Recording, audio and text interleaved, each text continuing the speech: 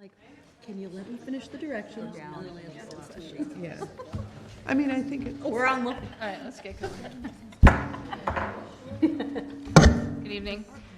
We'll call to order special meeting number 357 of the Wachusett Regional School District Committee. Tonight we're being recorded and broadcast live on Holden TV, channel 194, and on HoldenTV.com. Tonight we will have the presentation of the proposed fiscal year 25 budget. Well, thank you very much. I appreciate everyone being here. We have a presentation, and at the end, there certainly is an opportunity for feedback, further clarification. We also have taken some questions from the committee about looking for some further details in some areas, and we're attempting to provide that information as well. So appreciate the opportunity. You know, and I started this conversation in our first meeting last week, and I'm really going to say this at every time we present this budget. This is a difficult budget to present, and the reason why is because, it represents an unprecedented increase for our towns, you know, which I take seriously, but B, to be completely frank, doesn't meet a lot of the needs that we're hoping to address in the district. And so I just want to acknowledge those two realities. You know, my job is to try to bridge those responsibilities for us to be reasonable with our town partners and not ask them to financially support things that are going to put them in a position that they can't manage without, you know, as much as they can without great difficulty. And for us as the district, and also I know all of you for school committee members, we want to advocate for kids and make sure we're always moving forward as quickly as possible. So my hope tonight is just to share with you our decision-making process, why we're proposing what we are proposing, and then also provide you with some data about what supports those decisions in our approach. Just a quick recap on the agenda. We're going to look at our financial status currently, look at FY23, FY24, the development process we went through in this budget year, and then also our draft budget. We're going to provide some responses to some of the requests for greater detail, and then we're also going to provide the committee with some considerations and next steps. Where I want to start, and I have said this in all the presentations as well, last year it was embarrassing when we were doing our budget presentations when we had to share all of the work that had not been accomplished in our business and finance departments. We had not completed an FY21 audit. We had not completed an FY22 audit. We had not completed FY22 end of the year reporting. We had not completed our FY22 excess and deficiency certification. We had cash reconciliations that went back to July 2021, and we had journal entries that had gone back to all the way to July 2021. And at the time we were doing that presentation, it was March of 2023. You know, this is one of those things where I am really proud to be part of the district, and specifically so thrilled that I work with Director Michelle Grisey, is all of those things have been completed. And then on top of it, our end of the year report for FY23 has been completed. Our excess and deficiency certification is complete this year, and we have an audit in progress, and we anticipated that it's going to be done by April. And so, you know, part of what's been a struggle with the towns in the district was trust and us demonstrating our competency and commitment to financial responsibility. And I feel the fact that Michelle's been able to complete all of those reporting and bring us current is an extraordinary accomplishment and gets us in a far better place in trying to improve those relationships and for us to start to set a new course financially in the district that's going to help support kids in a responsible way. So thank you, Michelle, because that's made a huge difference in the district. It's important for us, you know, when we talk about this budget to look back. Some of the things I'm going to walk us through, I became aware of when I first came to the district. There isn't a slide on this, but I want to touch upon this because I think it's important. I came in July, and our first meeting, the first meeting that I attended, we transferred $1.65 million to cover expected shortfalls in the FY22 budget.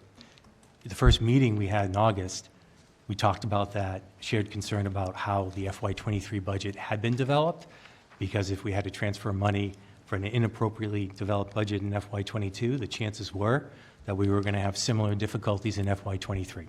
And we tracked it all year, and that's indeed what happened.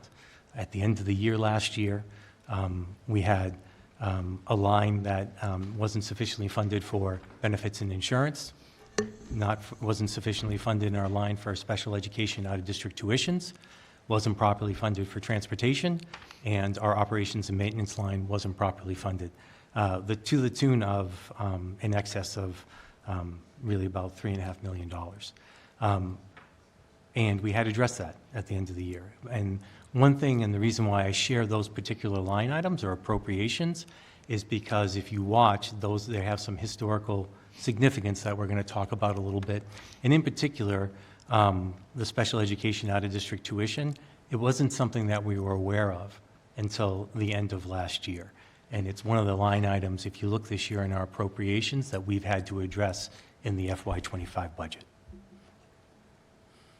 At the end of the year, as I just shared, we had to do something to rectify that situation. And we did a few things. We made sure we were accessing the use of all of our grants. We also, at the end of the year, I requested from school committee, and you agreed to amend our operating budget by $950,000, and we did that by using excess and deficiency.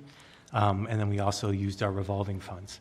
I think it's important to note that that FY23 budget, we used excess and deficiency not just to balance and amend the budget at the end of the year, but also to support it as a source of revenue.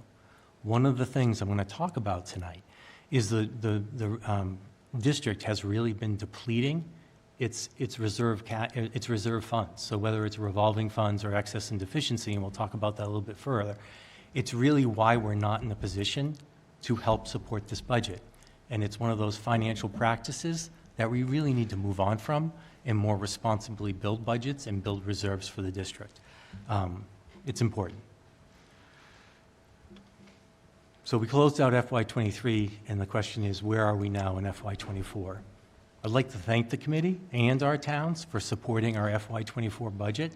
I think there are things in this budget that we needed to address and were able to, and I think we made some really important adjustments. We had 6 hired teachers that helped us make class size adjustments based on the enrollment in those classes. We had classes the year before that were in excess of 27, and we were able to get them to a far more reasonable number. We were able to hire an English language ELE teacher, ESL teacher, and by doing that, we were able to meet our requirements at Thomas Prince, and the teacher is also spending some time at Davis Hill, which was important for us because that's a population that continues to grow, and we weren't meeting some of our service requirements. We were able to add 2 additional counselor positions and increase the ratio of our counselors at our elementary schools. We were able to hire a director of curriculum, and I think we're all aware, Laura DeRose did a presentation for us last night and has led the district in so many initiatives so far, so whether it's supporting our ELA and math curriculums at elementary and middle school, and she's also doing some pathways work at the high school. So she really has proven such a valuable resource in a very short period of time. We committed to purchasing a new ELA curriculum at the elementary level, which we shared with you last week, and we actually had a PD on this past Tuesday. And then we also committed to some facilities improvement at the ECC, a program that has long too often been ignored. They were able to get some new floors, replace the rugs, and that building looks a lot better than it used to and is much more of an appropriate kind of environment for our youngest learners. And then we started the process, and I'll talk a little bit more about this, of obtaining a generator for that program. The estimate we had on that was not what it needs to be. We found out in terms of the installation costs and other things, and so we actually have another appropriation in this budget to try to complete that job. As I mentioned earlier, last year when we presented, we couldn't share what E&D was going to be because it hadn't been completed. We were pretty much on time this year, and we do have $1,233,000 in excess and deficiency. What I think is important to note is that's about 1% of our operating budget. And it's effectively for us an emergency fund, and it builds in some cushion or ability in a year where you might have unexpected expenses or something happens. It's 1% of our operating budget, and while $1 million sounds like a lot of money, and it is a lot of money, when you look at the scope of our budget, it's about 1%. The important thing about an excess and deficiency fund, right, is it actually can be 5% of our operating budget. And so we could keep up to $5.8 million in that fund before we would have to return any excess to our towns. And while I'm not advocating that we keep the fund at what we can in terms of $5.8 million, I would share that us having only 1% is a little tight and puts the district in a difficult position. And it's one of the reasons why we can't offer that money as a revenue source this year. It's one of the arguments about how we're looking at our financial practices. If we did have a more robust excess and deficiency of 2-3%, then this is a year where I would want to advocate and request for school committee to consider using some of that money, to try to recapture some of the costs that we're passing on to our towns. It's not an option for us, though. We don't have those funds available, and that's why I'm not recommending that we offer excess and deficiency as a revenue source, because we quite frankly may need it at the end of this year. The other thing that I would want to share with you when we look at FY24 is it's actually quite incredible, the job Michelle did. I think we have to remember Michelle started at the end of November, very beginning of December.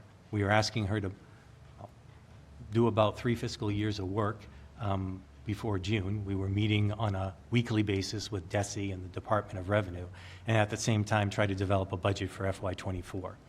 The number of line items that she accurately has budgeted for in this year's budget really was incredible. The one we really weren't aware of was special education tuition. And the reason why is we remember last year, because we had not closed out FY22, we did not know for certain where we stood in FY23. You have to close out the year before your financial books are completely open and where they need to be in FY23. And at that time, you see the special education tuition line, you look at it, and it was out of balance. That was the biggest adjustment we had to make at the end of the year. But because the budget had already been developed, the ill-conceived appropriation that happened in FY23 was repeated again in FY24. And so that's a special education, and that assessment is one that we talk about when we have business and finance meetings, and we watch it closely. We're hopeful, I would tell you at this time, that between using grants and then also revolving funds, that we'll be able to make moves where we'll balance that out at the end of the year and avoid having to use E&D, but I don't think we could say that to you with complete certainty. And one of the things we're going to do, I talk about us wanting to have a more robust balance in our excess and deficiency line. The other thing I think we want to be careful about is how we're using our revolving funds. That first meeting that I referred back to when we became superintendent, we had to transfer money out of our revolving funds to make that $1.65 million adjustment.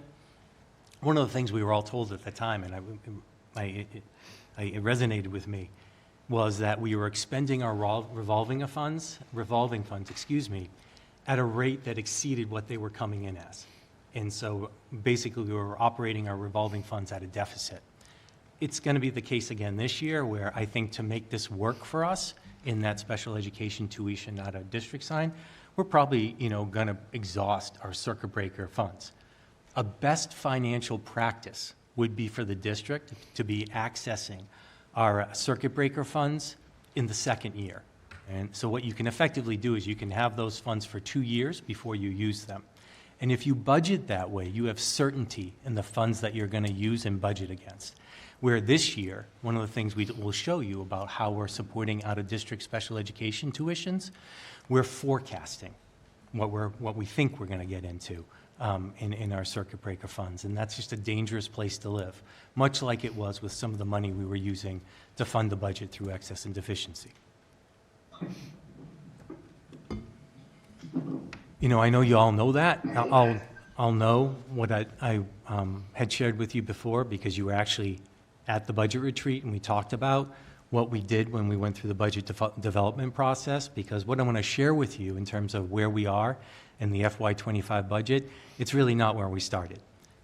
We started with individual department meetings, individual meetings with all of our principals, listening to their requests, trying to hear what they needed in their particular schools, and then we got together as a group, all of school committee, myself, some other central office leaders, and we talked about the things that we felt like the district needed. You all looked at those requests, gave us feedback about what you thought we should be prioritizing, and I think had a nice conversation about where we hope the district is headed and what it would need in terms of financial support to get there.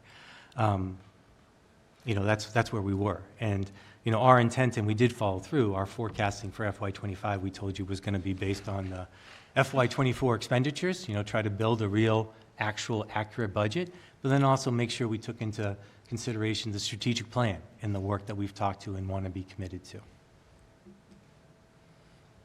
What came out of that, or I would share what came of that, we had some feedback from the committee about specific school and department requests that you thought had value. We talked about a plan, hopefully, to increase our technology infrastructure, specifically looking at trying to get some laptops and other equipment that might make the transition to new curriculums, particularly at the elementary and middle school level, go a little bit more seamlessly. We talked about making sure that we could commit to another year of making class size adjustments for our students and trying to meet the policy of the school committee around that. We talked about adding a potentially strategically to our counseling staff. You're going to have a presentation this coming Tuesday by Maria Letaz, who's going to, to talk about what she ideally sees as us having as a student support model. And there's work to happen there. Some of it has to do with staffing. But I think what we're interested in trying to develop and speaking about in the district is where we feel like we want to be headed. And then the last thing we talked about is facility improvements. We've talked about this at school committee meetings before. The high school in particular gives us grave concern. We're coming off of a 20-year, it's 20 years now since the high school had a major facelift and a major remodel. And at 20 years is when you start to see systems and other things in a school start to need to be replaced and need refreshing. I think we had generated a list that was in excess of $1.5 million in terms of improvements that really should start to be made at the high school, and talked about ways where we might be able to support that work moving forward, but get underway sooner rather than later and not be waiting for things to get into a state of disrepair where we're putting money towards the school unexpectedly and not in a managed and controlled way as we should be. And then, we really, and this is what we're going to talk about tonight, got hit with a lot of unexpected challenges. And so when the money or the figures came out from the governor's budget and we started to see where we stood, we learned that the district was in Chapter 70 hold harmless, and we're going to talk a little bit about what that impact is. We needed to, at this point we knew, and we've been talking about it, I think I've said it before in meetings, certainly with the subcommittee in business and finance, but I think I've also said it to and during school committee meetings, we knew we had to make an adjustment specifically to the special education line and have that reflect what our true costs are in that appropriation.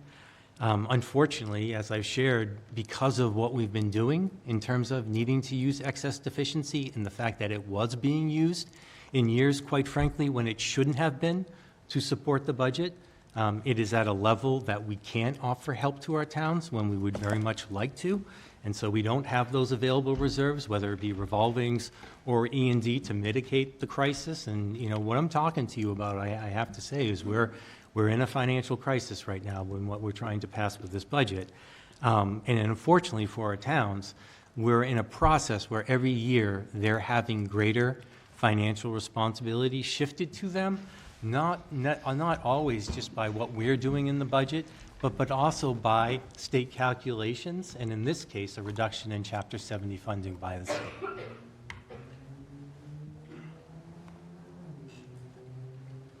So I want to break down a little bit further detail about what these things mean.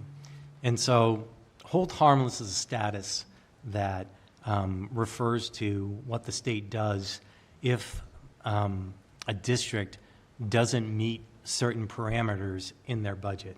And they look at a few things.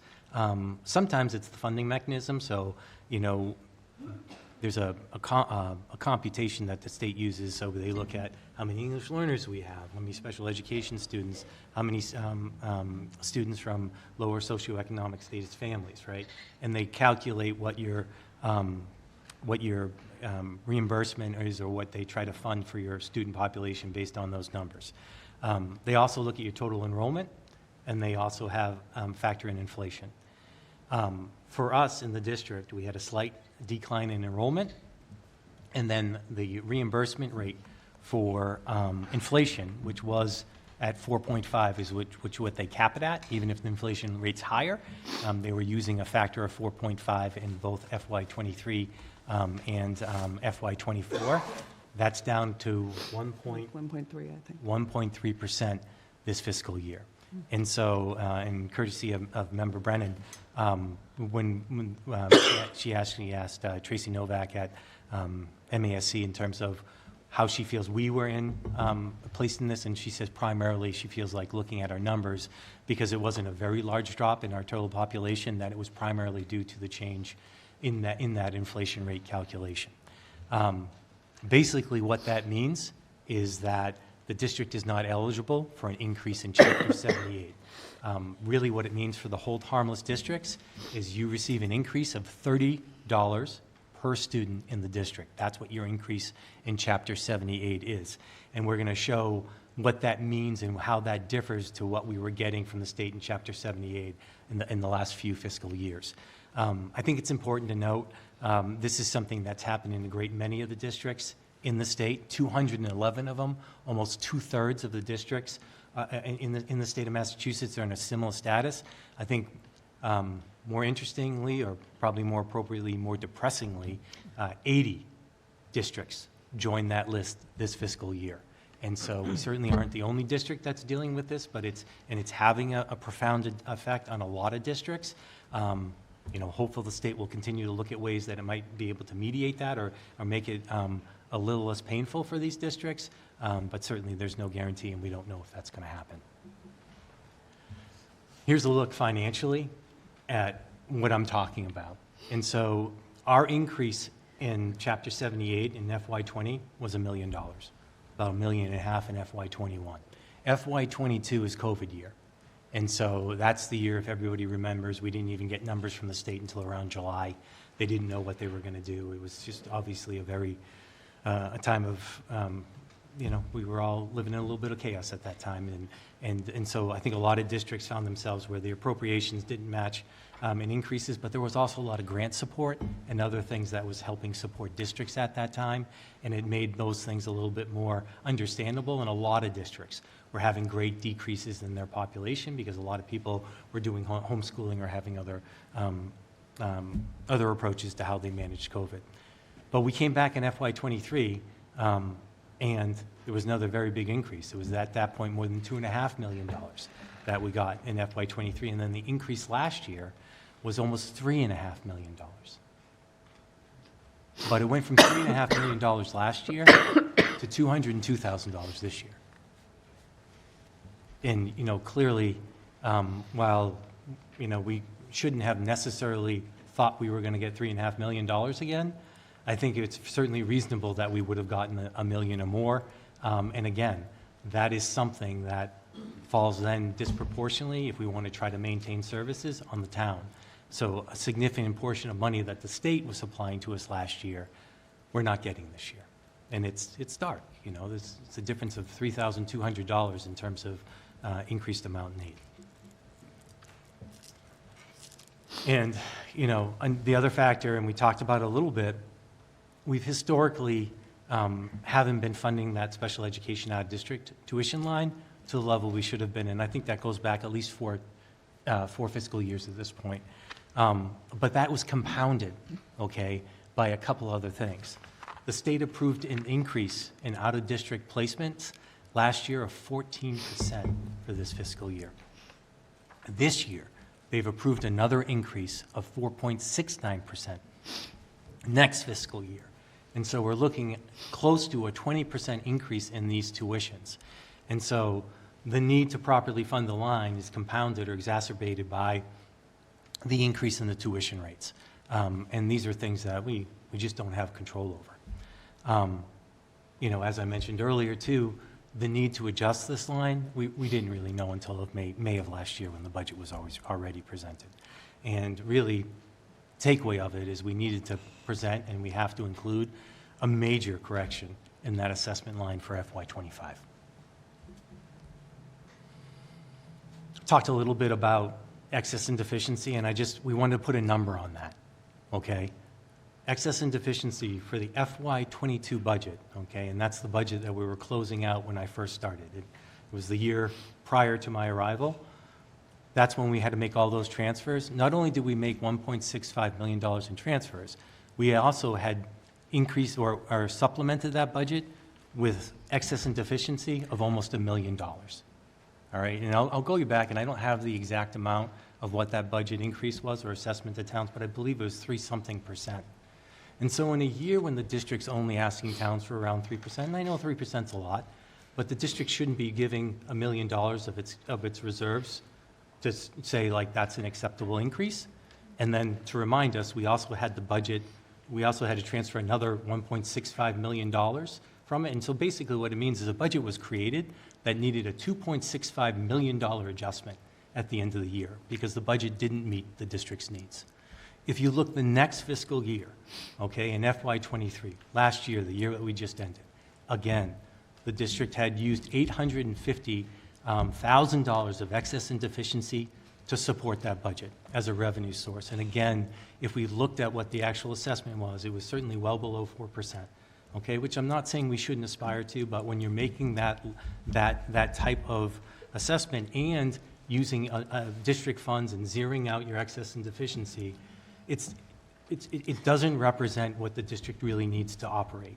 And then again, we know we supplemented or made that budget amendment by using another $950,000 of excess and deficiency, and we shared that we also had to make transfers out of $900,000 about in our revolving accounts. Again, a budget that was off by $2 to $3 million. And a budget, when you look at the appropriations that were improperly funded, out of district tuitions, out of district transportation, maintenance and facilities, okay, and health benefits. These are lines that these are costs that you should be able to properly know what they're going to expense. Like benefits and insurance, we know the number. You should be budgeting it every year. We'll show you how we've budgeted. We know the increase. We've budgeted. It's in the district. Again, we need to be making sure that we're tracking our out-of-district placements. We've talked a lot about the work that we're doing in business and finance and how much work Michelle's inherited. The amount of work is equal in special education and how we're tracking expenses. We'll look at some of how we're spending money in special education. I have to tell you, the money that we're allocating towards special education, it's not that the amount of money, in my opinion, is insufficient. It's how we're using that money. And that's a lot of the work that we're trying to do in the district right now. And then we all know, and we had requested from school committee to consider transferring again $200,000 to the budget for this fiscal year, and the towns had requested us to do so. I think originally they had asked us to consider $1 million, and I think we'll come down to $400,000. I think because we were trying to, again, perhaps establish a more appropriate amount in our excess and deficiency, we thought it was appropriate to try to offer some money back to the towns, and because we knew last year was a higher assessment to the towns than had been passed in the past decade, that we would show a good faith effort of we're going to try to help support that, and we did do that by putting $200,000 towards this FY24 budget. But all told, during those 3 fiscal years, we've used about $2.95 million of our excess and deficiency. And I'd argue, at least in FY22 and FY23, it was supporting budgets that were improperly conceived, and the district would have been better off trying to build up that reserve. In a year like this, where we could say to the towns, we can give you $2 million and make this more palatable for you. We understand that you're not getting the state funding and we're not getting the state funding. Let us be a partner with this and help. But when you do it in years when you shouldn't be doing it and it's not needed, then it's not a good financial practice. The other thing that's happening every year to our towns is they're paying an increased share of our budget, and some of that's happening automatically, okay?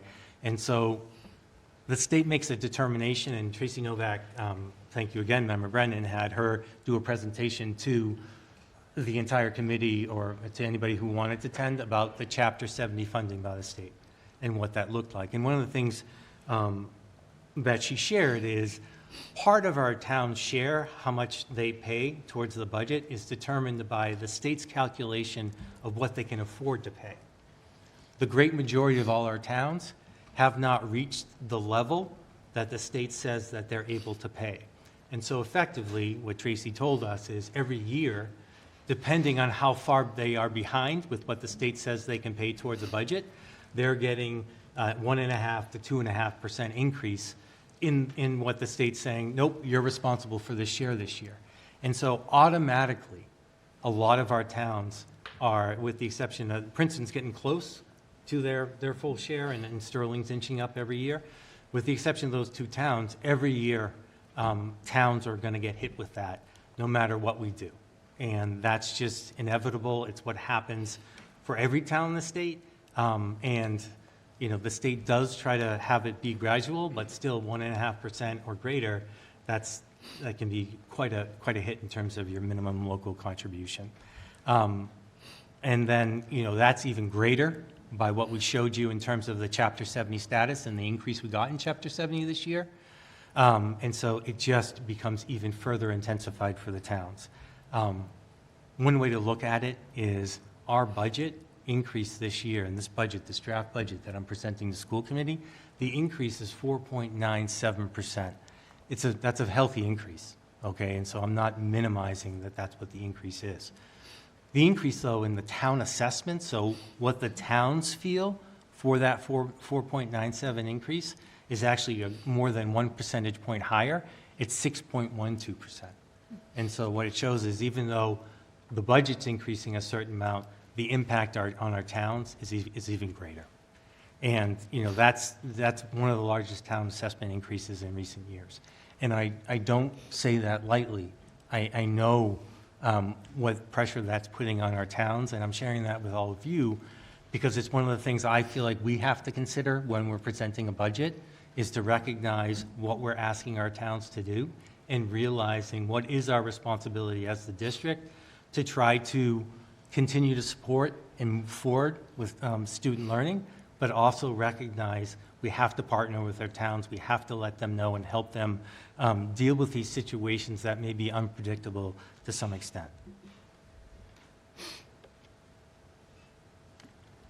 Two other things that have impacted this year's budget, and again, these are things that are largely out of our control. These aren't discretionary items that we can choose to address separately. We have a transportation contract that calls for an 11.5 increase in FY25. Michelle will explain it's really an 11.1 increase, but then we have a bond associated with it. So effectively, the impact on transportation is 11.5% increase. We did go out for a transportation bid. We only had one bid. You accept the bid as it is written, and in this case, it's an 11.5 increase for this year. It does go down in subsequent years, down to 5.5%, but obviously an increase of 11.5% is substantial. The other things that we really don't have control over is we have contractual obligations. So we enter into agreement with our unions and other employees, and we're obligated to live by those contracts. When you look at the cost of living adjustments, which for the district, next fiscal year will be 2.25%, and then also steps and lane changes and other things that happen for our various units, it's approximately $3 million of an increase between FY24, and FY25. And so we have to budget that in as well. And so all of this, all of the things I just shared, we have recognized that unfortunately we needed to revise our budget approach. And we had to recognize the funding challenge that was being presented to us.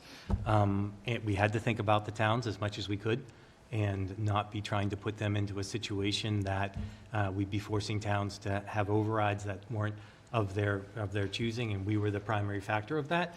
And I think we also understand, and as we all know, our primary job is to protect essential services, to make sure we're not impacting the student experience as much as we can protect that, even when there's a year of financial crisis.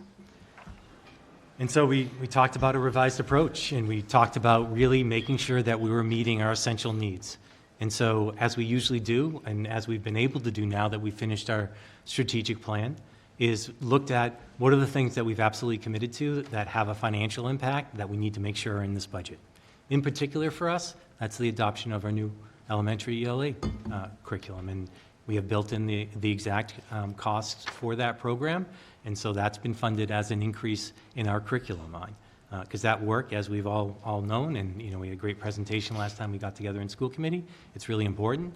We've identified it as a need, and we need to see it through. And we're excited. I mean, we had a great PD day this past Tuesday to help support that program. The other thing is we have to make sure that some of this essential work happens in our buildings, specifically our district-owned buildings, which for us are the Early Childhood Center and the high school. In the high school in particular, we've talked about, even though I could rattle off $1.5 million to $2 million of projects that really should be begun to look at and we should start to schedule at the high school, there are a couple ones that are just truly essential. All right, one of them is the intercom system and other items in terms of the communication and phones we're looking at, and also clocks in terms of how the high school is able to communicate. It's not consistent, and that's not acceptable, and it needs to be fixed, and it needs to be fixed as soon as possible. The other thing that's hard at the high school is right now we don't have an auditorium sound system. Go Girls basketball, we have great athletics here. They're playing tonight. They won. That's awesome. That's one of the things that makes Wachusett great. The other thing that makes Wachusett great, and I think we still need to talk about it more, is our arts programs. And, music, theater, art. All of these things are outstanding at the school. And it's not okay. This year we're renting for performances and other things at the high school. And those kids need support. They deserve support. And much like, a few years ago when we were all frustrated by the track situation and made that happen, this is something that I feel like we need to have happen for those kids. And that's an essential need in my mind in terms of capital improvements. And we need to commit to it. I think one of the things that is difficult for us, right, and that you don't see in this budget, and we have to still find a way to address, is our class size adjustments. And then I'll also share with you, we're still not in a place I feel like we need to be in terms of social emotional supports for our kids. And you'll hear about that when Maria presents on Tuesday. And we were really hoping that we'd be able to work on some of those things in this budget. We talked about addressing inequities when we got together as a group at that budget retreat. We are hopeful. And I think one of the things I've always talked about, and we talked about next year being a year where we were hoping to look at some of the personnel needs in the district and address them in the FY26 budget. But we also talked about the district needs to continue to make sure that we're spending the money that we do have in our budget in a very efficient way. And I'm going to show you a slide later on in the presentation about how we've been able to add some positions through efficiencies and reallocating funds. And it is my hope that we're going to be able to identify some things that we are perhaps staffed at a level we don't need to be, and to use those adjustments or use cost savings that we maybe identify elsewhere to address some of those class size needs, because we know they're important, and we need to find, and I'm going to try to find a way in the district to support those efforts, because we want to be consistent when we see those situations arise. So, where we ended up in the draft budget, this is my favorite part of the presentation because Michelle gets to speak. Thanks, Jim. All right, so this first slide has to do with where we were as far as our student enrollment is concerned. And you can see that that Holden had a decrease of 37 students, Paxton decrease of 16 students, Princeton went up 16 students, Rutland went up 14 students, and Sterling went down 23 students, with the net effect of a loss of 46 students within the district. Jim talked about earlier that foundation budget is built on two pieces. The first piece of it is the minimum local contribution. The other piece of it is our Chapter 70 funding. So this is what they calculate. The towns actually of the foundation budget have to pay 59%. That's their 59%, and then our Chapter 78 is 41%. So they calculate out what they're required to pay at a minimum level. And as he stated earlier, all of their minimum local contributions increase based on inflation and what their ability is to pay. They look at their ability to pay and get them to what's called a target share. Sorry. No, I think you're fine. I think that is the next slide. So our next slide is what this year's budget is by appropriation. And I didn't go through a description of what happened last week at our meeting, but I did go through with the town of Holden last night what happened by each appropriation and how it's changed. So the FY22 and 23 budget, when you look at the salaries line and you look at the change to that appropriation, it was a flat 3%. I mean, based on the previous budget and then previous budget numbers.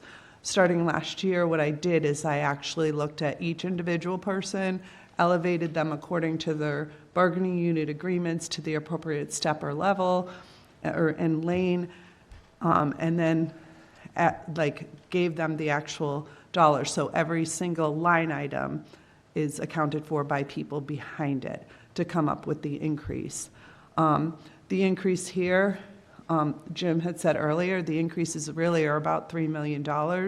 We reduced that number a little to take into consideration open positions throughout the year to allow ourselves some space to use items. We didn't put any padding there. We took away a little bit of padding as far as salaries and stipends are concerned. The benefits and insurance, like Jim said last year, are actually for 22 and 23, particularly 23, I think they just added 1% on a budget number that wasn't a correct budget number. Luckily, I looked at what the actual cost was last year and actually created a correct budget number for us because I was looking at actual expenditures. Our increase for insurance this year is 5.3%. We also have in that line Worcester County Retirement. We pay for the people who contribute to that. There's a 9.4% increase that is also on that line, along with Medicare is in that line, our employer paid Medicare program. So as salaries increase, that Medicare cost is going to increase as well. The instructional support line, the biggest increase in there is the adoption of the new ELA program and the textbooks that go along in there. So that's about a $250,000 increase in curriculum materials that we didn't have last year. So there's some cutbacks there, but that's the biggest increase. That line also includes all of our instructional, although I already said that, our technology and copier leases as well. The next line, the operations and maintenance, the biggest increase in there has to do with hoping to do the work at the high school along with the ECC generator. So those two items alone are $500,000. And then I've tried to look at that line very carefully, like line by line, item by item, because we've consistently overspent our building maintenance lines to properly fund them so that we're not overspending. So there's some increase there. And slight increases for natural gas and electricity. We actually had a decrease in heating oil. That's actually down from $920,000 last year to $788,000 this year. We locked in with French River Educational Collaborative back in June at a much lower rate than where we were. So, but we're trying to get that line right. That's been an incremental correction. The pupil services line, that's going up by $18,750. The biggest impact in that line was the AEDs have been needing to be maintained, and it's expensive to do them. So all of them throughout the district, we never budgeted for them. That was $14,000, and worked with the nurse to come up with, because that line is for nursing and athletics. And our athletic programs right now, that was pulled out of that. Any expenses we had, my understanding was a few years back that all the expenses were going through the revolving funds for the athletics, which they are, because people are paying fees. But unfortunately, those aren't quite self-sustaining, and we do get hit on that in E&D because our revolving funds for athletics are overspent. So I added a little bit of expenses in there for some things that I saw were going through there, and kept that in there. The special ed tuitions, Jim talked about this. Our special ed tuitions, our out-of-district tuitions, actually equate to $9.6 million is what's being predicted for the FY25. We are going to put $3.9 million in the budget, but we're also going to use $1.5 million from our IDEA entitlement grant that we get. We get a little bit over $2 million in that grant. The rest of that grant we use for some contracted services for the most part. And then we are planning to use 4.25 in circuit breaker. We don't know what our circuit breaker reimbursement is at this point. We'll probably know. She submitted, I think, today. It's due tomorrow. So we'll probably know. I don't think we find out till June what it ends up being. So we're kind of crossing our fingers on that one. We're hoping for closer to $5 million, maybe 4.75, but we don't really know that until the claim is actually calculated out through DESE. So our other operating costs, that is our the kids who choose to go choice out of district, either to a charter school or to some other school. So we get that information from the cherry sheet, and that changes based on what those kids will be, but this is the information we know at this time. Transportation, Jim talked about that. We had our one AA Transportation who's been our incumbent transportation provider. And this is just for our regular ed transportation that I'm talking about, that we had that bid. So the increase includes a little over 11% increase, along with a performance bond that we've been paying for all along, but we've never budgeted for. So we'd always have that slight increase there. And then also in this line is our special ed transportation. I increased it about the same amount, a little bit over 11%, to also figuring that they're going to try to capture some of those additional costs that are there. The one thing I do want to say about transportation, and you'll see it as a revenue source, we do get a reimbursement as a regional school district for regular ed transportation for riders that are over 1.5 miles. So that $5 million contract that we have with AA, we actually are looking at like a $2.9 million reimbursement. So it's the one benefit of being a regional school district. And the $2.9 million is actually calculated at an 80% reimbursement rate. And then our debt service, we had $1.4 million coming off the books in debt. So here's our revenue piece. Talked about the Chapter 70 aid. You can see we only had a $202,000 increase there. And the Chapter 71, that's the transportation reimbursement. A big increase, the FY24 $2 million increase was based on 80%. We're actually getting 2.535, I think. I need to look that number up again. I keep saying that. Is what we're actually going to get. The difference between that, hopefully we'll do the same thing as we did last year, throw it into a revolving. I'll have to use it for FY26. So that extra money we get will be, and that reimbursement will be an offset to our transportation costs in the following year, which we need to do. Our charter tuition aid decreased a little bit. And then our interest, I increased some because interest rates have increased dramatically over the last year. I didn't go, I worked with the treasurer to make sure that I wasn't going over on that because it is an election year. We know we're going to have probably some good interest rates up till September, October, but after that, we don't know really where interest rates are going to land. And we are not using excess and deficiency this year to supplement the FY24 budget. We're kind of keeping that in our back pocket for future use, or if we find ourselves in a situation where we need to amend FY24 budget, which I'm hoping is not going to happen, but there's still 4 months left of the year, and expenses continue to happen. So our preliminary town assessments, as Jim said earlier, in total, it's 6.1%, but you can see based on each town's ability, number of students and what is considered their ability to pay through their minimum local, it's all over the place. So Holden came in at 5.98, Paxton 4.39, Princeton 8.46, Rutland 7.76, and Sterling 4.56.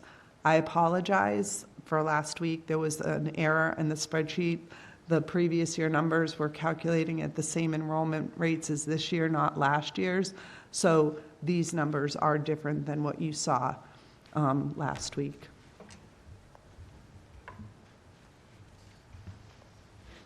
Thank you, Michelle. Yep. So I'm going to share some information that we had requested from members just to give you some further detail. First thing I think we want to talk, people always ask us about the amount of administrators, teachers, other staff that we have in the district. And one of the things I didn't mention earlier, but I'll get to a little bit later, is my other priority in terms of the approach to this budget was try to preserve our staff. In my opinion, we don't have enough staff, and we're going to continue to advocate to add in key areas. And I think when you look at these slides, and what these slides are, this is all right from the DESE website. In this case, we're using our DART peers, and it shows our ratios in certain key areas. We used all the areas we didn't make up these areas. This is what DESE provides. And so the first one we'd look at with you, and we're not trying to make a case for this, we're just sharing the data with you, okay? People sometimes ask about our number of administrators in the district. We're actually below most districts. We're in green, state averages in blue, and these are our peer districts, our DART peer districts in gray. And so we're at 0.6, and you know, a lot of them are higher, but we're not saying this in the case, and we're not advocating for additional positions. We thank you for allowing us to add an additional administrator position last year, and the director of curriculum. And as we spoke earlier, it's made a big difference. This is our comparison for teachers, close to what some of the surrounding districts are, a little bit lower in some cases too. Wachusett is at 7.2. State average is 8.4. You know, there are a couple, one or two districts that, one district that's lower. The rest of them are close or a little bit higher than what we have for our ratio for teachers. And it's one of the reasons why I feel so strongly I want to make sure we're trying to protect our teaching staff.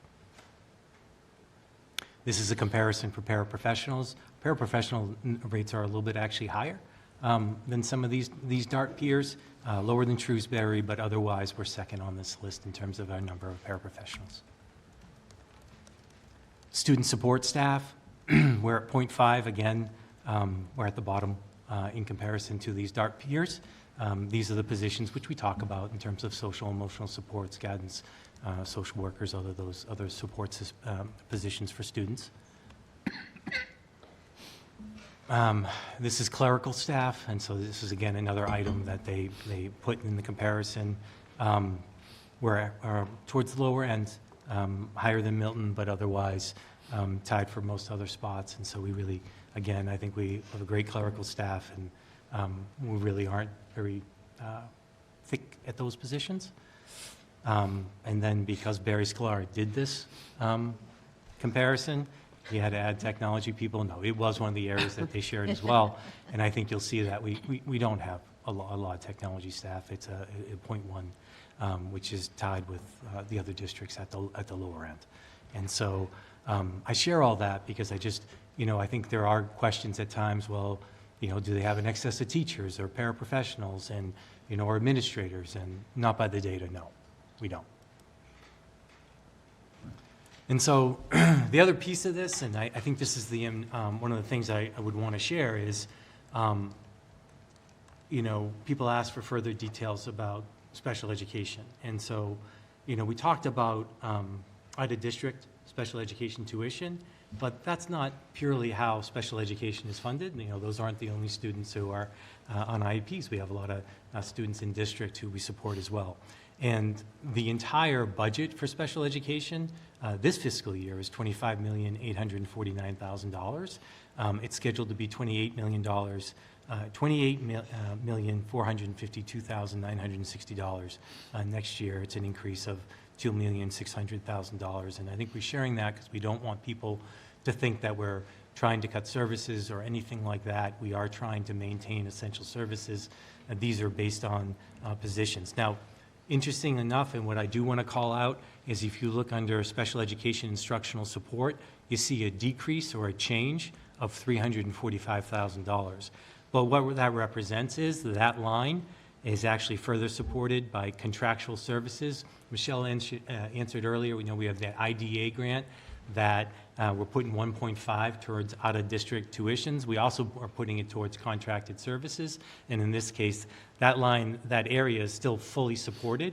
It's just going to be, it's supplemented by a grant in this year. And so that's why you see that decrease.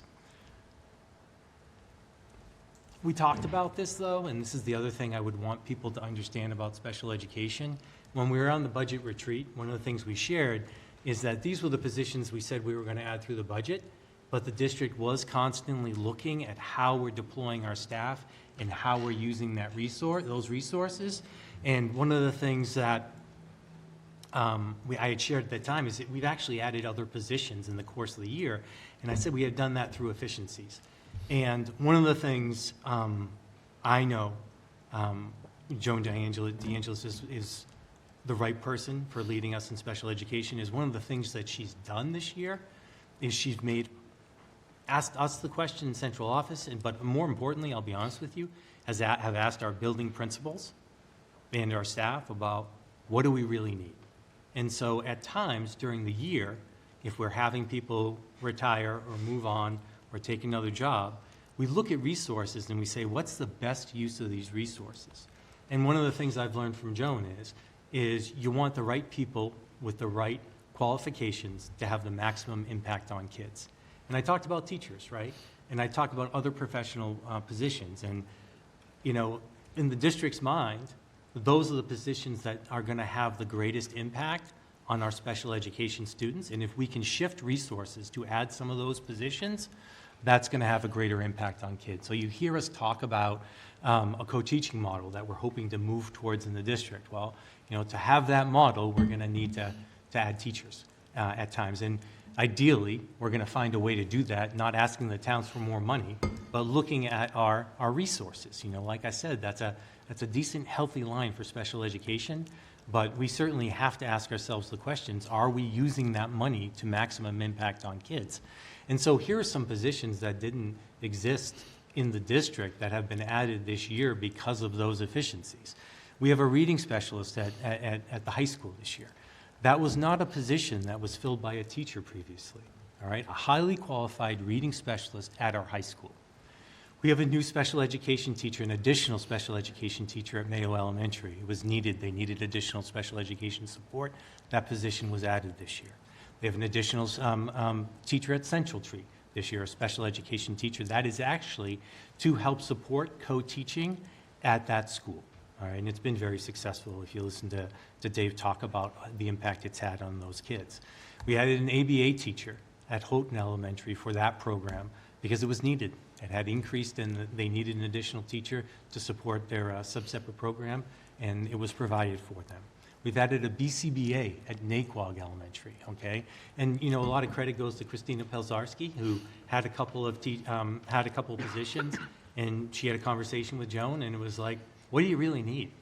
And Christina and Joan talked, and Christina said, you know what, I really need a BCBA. And she got one, all right? And so those are the types of decisions that are happening. Similarly, we're scheduled to increase the BCBA at Glenwood, which was a 0.5 to a 1.0. And then lastly, one of the things that happened last year, there was a psychologist at, it was a split position between Mayo and Choxet, and it was a 0.6 at Mayo. That position is now 1.0. And so I share that because there are a lot of things happening in district about us trying to get the right staff in the right schools, and in doing it in a budget neutral way, that's ultimately, we're hoping, having a far greater impact on our students and providing them with better special education services. And I think it's a good time to call out some of that work because it is happening, and we're not looking to reduce staff, but we are trying to make sure that we are hiring the right staff that are going to have the maximum impact on our kids. Considerations and next steps. You know, my charge to the school committee, and one of the things I'm hoping for from feedback from you tonight, and, you know, we don't know if we're going to be in a position to vote on the budget or if people are going to feel comfortable doing so. But one of the things I think we have to ask ourselves, what are the things that are remaining? I'll be honest with you, as a central office team, we've looked at this budget and we feel like we've done everything we can do to it. And I'm going to show you an exercise we've gone through without touching people and resources. All right? Some things we can consider, or you can consider as a school committee, that we may want to moving forward. One is school choice. And so superintendent's report next Tuesday, I'm going to talk to you a little bit about school choice, get some feedback from the committee about what you'd like me to bring back to you in terms of homework, some things you might be wondering about school choice. But I think we have to ask that. We haven't done that in a while. We have space in a couple of our levels, and it's not the answer to everything, and we can talk about that beginning next Tuesday. It would bring in $5,000 per student to the district. And if you have the resources to teach more kids, sometimes school districts, school committees make the determination that that's a good thing to do. And I think we owe it to our towns to think about, do we want to try to bring in an additional revenue source? And that would be one way we could do that.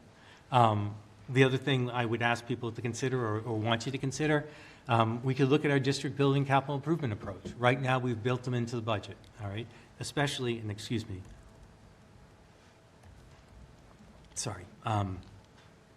I'll be honest, I would not recommend we consider taking out the high school projects from this budget.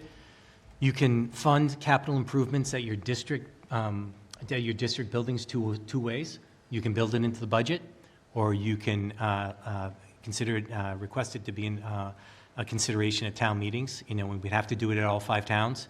I think we'd have to pass the majority, and then the money could be available to us in a separate appropriation.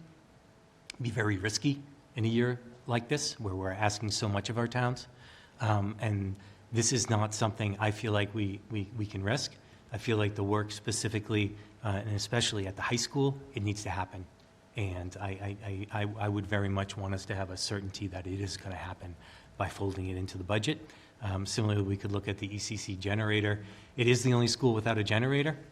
You know, obviously we know the need to address needs at ECC, but does it absolutely have to happen next year? It doesn't. I think it'd be nice if we start to, excuse me, you know, start to try to look at equity issues across the district and make sure we have similar opportunities for things like generators. When in an emergency, you can kick in and you're making sure that the building is has what it needs in emergency power. But that's something that could be considered, and school committee could say, hold off for a year if you want to. But what I want to show you right now, and I'm not trying to be dramatic, okay? Any other reductions in this budget is directly going to impact students. And, you know, one of the things, you know, I know we would get questions, and this is one of the things I've put together for our town partners just so they see. And so we have gone through the exercise, and like I've shared, I'm desperately, I'm opposed from us, and would not recommend that we look at personnel cuts in any manner. But, you know, it's part of my job to tell you, here's what it would look like if we did something like that. And so when you look at personnel reductions, typically the formula you use is a 2/3 approach. And what I mean by that is, typically for every 3 positions that you eliminate, you get the cost savings of 2. And that's for a variety of factors, for things like unemployment and other things that you're responsible for if you terminate somebody's employment through no fault of their own. The other thing we did is we looked at identifying employees with 1 to 3 years experience. We have contracts where if we're going to make reductions in terms of staff, that there are protections for people who have professional status or other designations for other employee groups. And so really, to recognize that, we were looking about, what do we pay employees in that 1 to 3 year range? Because you don't want to budget for a position, that's at the top of the pay scale when that's not going to be a position that you're going to be eliminating. And so we made salary estimates based on that. And then we also looked at an average benefits package. It costs a lot to offer health benefits to employees. It's $10,000 for the district side in terms of individual and about $25,000 for a family plan. And so we have about 80% of our employees who access those benefits.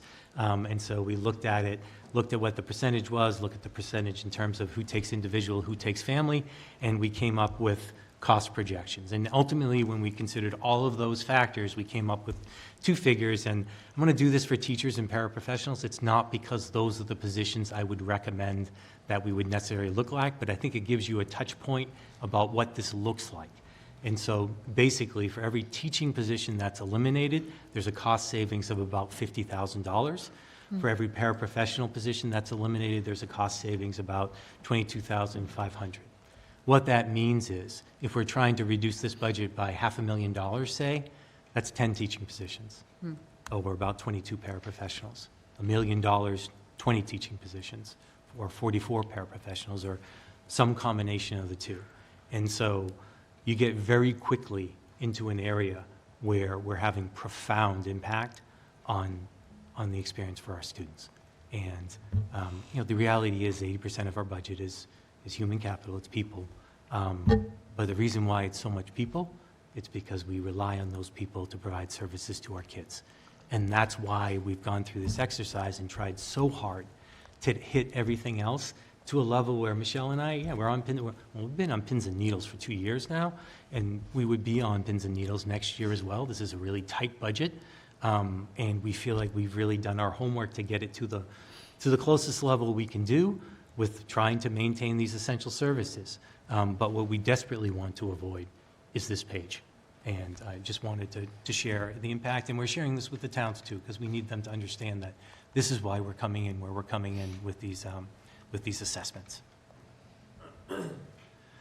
Budget calendar, we've started our presentations. We were fortunate to give a presentation last night to the Holden FinCom. I think we have presentations next week in Rutland and Sterling, and we'll have Paxton and Princeton at later dates. Well, excuse me? It's the following week, I think. Well, yeah, next week, right?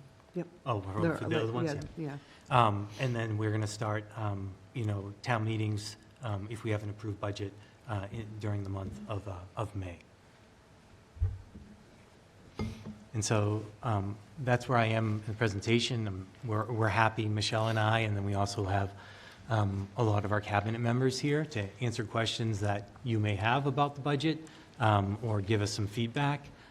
This is our public presentation of the budget. I think this is a school committee meeting when potentially you have the ability to vote if so choose, but certainly if we can provide further detail, those answers that we may not have, we'd be happy to get back to you in some form or fashion. And what we've tried to be doing is, as we get feedback, build that information into our presentations. And so really every presentation we've done, there's some similarities, but we try to provide another layer as we know that people are wondering things. So appreciate your listening to us. Okay, thank you. This is officially our public hearing meeting. As I can see, there's no members of the public here. Oh, excuse me. Linda, would you wish to speak? Thank you. Again, this was put into the newspaper, posted on the Wachusett websites, and posted through the towns as a public hearing. But seeing none, we will close public hearing at this time. Now we'll move on to discussion of the budget by school committee, and we'll open the floor to questions. George. So it's been pointed out by some district citizens that there is a significant increase in the legal expenses of the district. What is the reason? For which fiscal year? So I'm looking, well, basically, I believe it's, well, 24 and 25 expected. And so one of the things that happened last year in the district is we had not negotiated contracts fully. We had a lot of contracts that were negotiated with agreements in terms of increases for a year and delaying. This past year was the first time we sat down, to my awareness, with the teachers union in negotiating. I'm trying to think, do you remember the number of sessions we had? 12. And so I think one of them was negotiation of contracts in a different manner, that was a full contract negotiation when we looked at all the language. And so I think that's one reason I would share that is an increased expense. Also this year, we're negotiating contracts with custodial and clerks. We'll be doing contracts with our Administrators Association, beginning contract discussions with our paraprofessionals and also our ABA tutors. So a lot of those units, last year they negotiated a contract with the nursing unit, and so I think that's one of the reasons why that's increased. I think the district had inherited arbitration hearings for some items that had not been resolved, some going back to, I believe, FY22. And so when you have matters like that, when you're negotiating full contracts, and when you're also trying to resolve disputes through arbitration and other things, your costs are going to go up in that particular year. That's not, I'll be completely transparent with you, Member Kaminsky. I haven't looked at that line item to see if it ever was properly funded, and so, but I would say in those years, or at least in the last 2 years, why we're looking at increased costs, that's one of the reasons why. I don't think it can be understated, the amount of things that need to be fixed in this district. And it goes beyond financial, it goes into a lot of things. There were one of the things that I think we're all aware of is there were difficult relationships with our employees. And there was a lot of frustration between our unions and administration in terms of that relationship. We're trying very hard to improve that. But there is a lot of things that we've inherited that we needed to try to be fixed. And so between that and then also trying to negotiate comprehensive contracts that address the concerns of those units, our legal expenses are going to go up. Lauren? I was just going to add to that, we also had a complete turnover administration. I believe besides Barry Sklar, Jim is the next longest person in our administrative offices, so those contracts would also need to be negotiated by legal counsel. Thank you. Further questions? George? So, well, obviously, the special education expenses are very significant and the increases are significant. I understand that a big part of it is essentially mandated by the state, so you cannot really do much. What is the flexibility here in terms of the district beyond what you already mentioned in terms of trying to do the optimal assignment of the personnel and everything?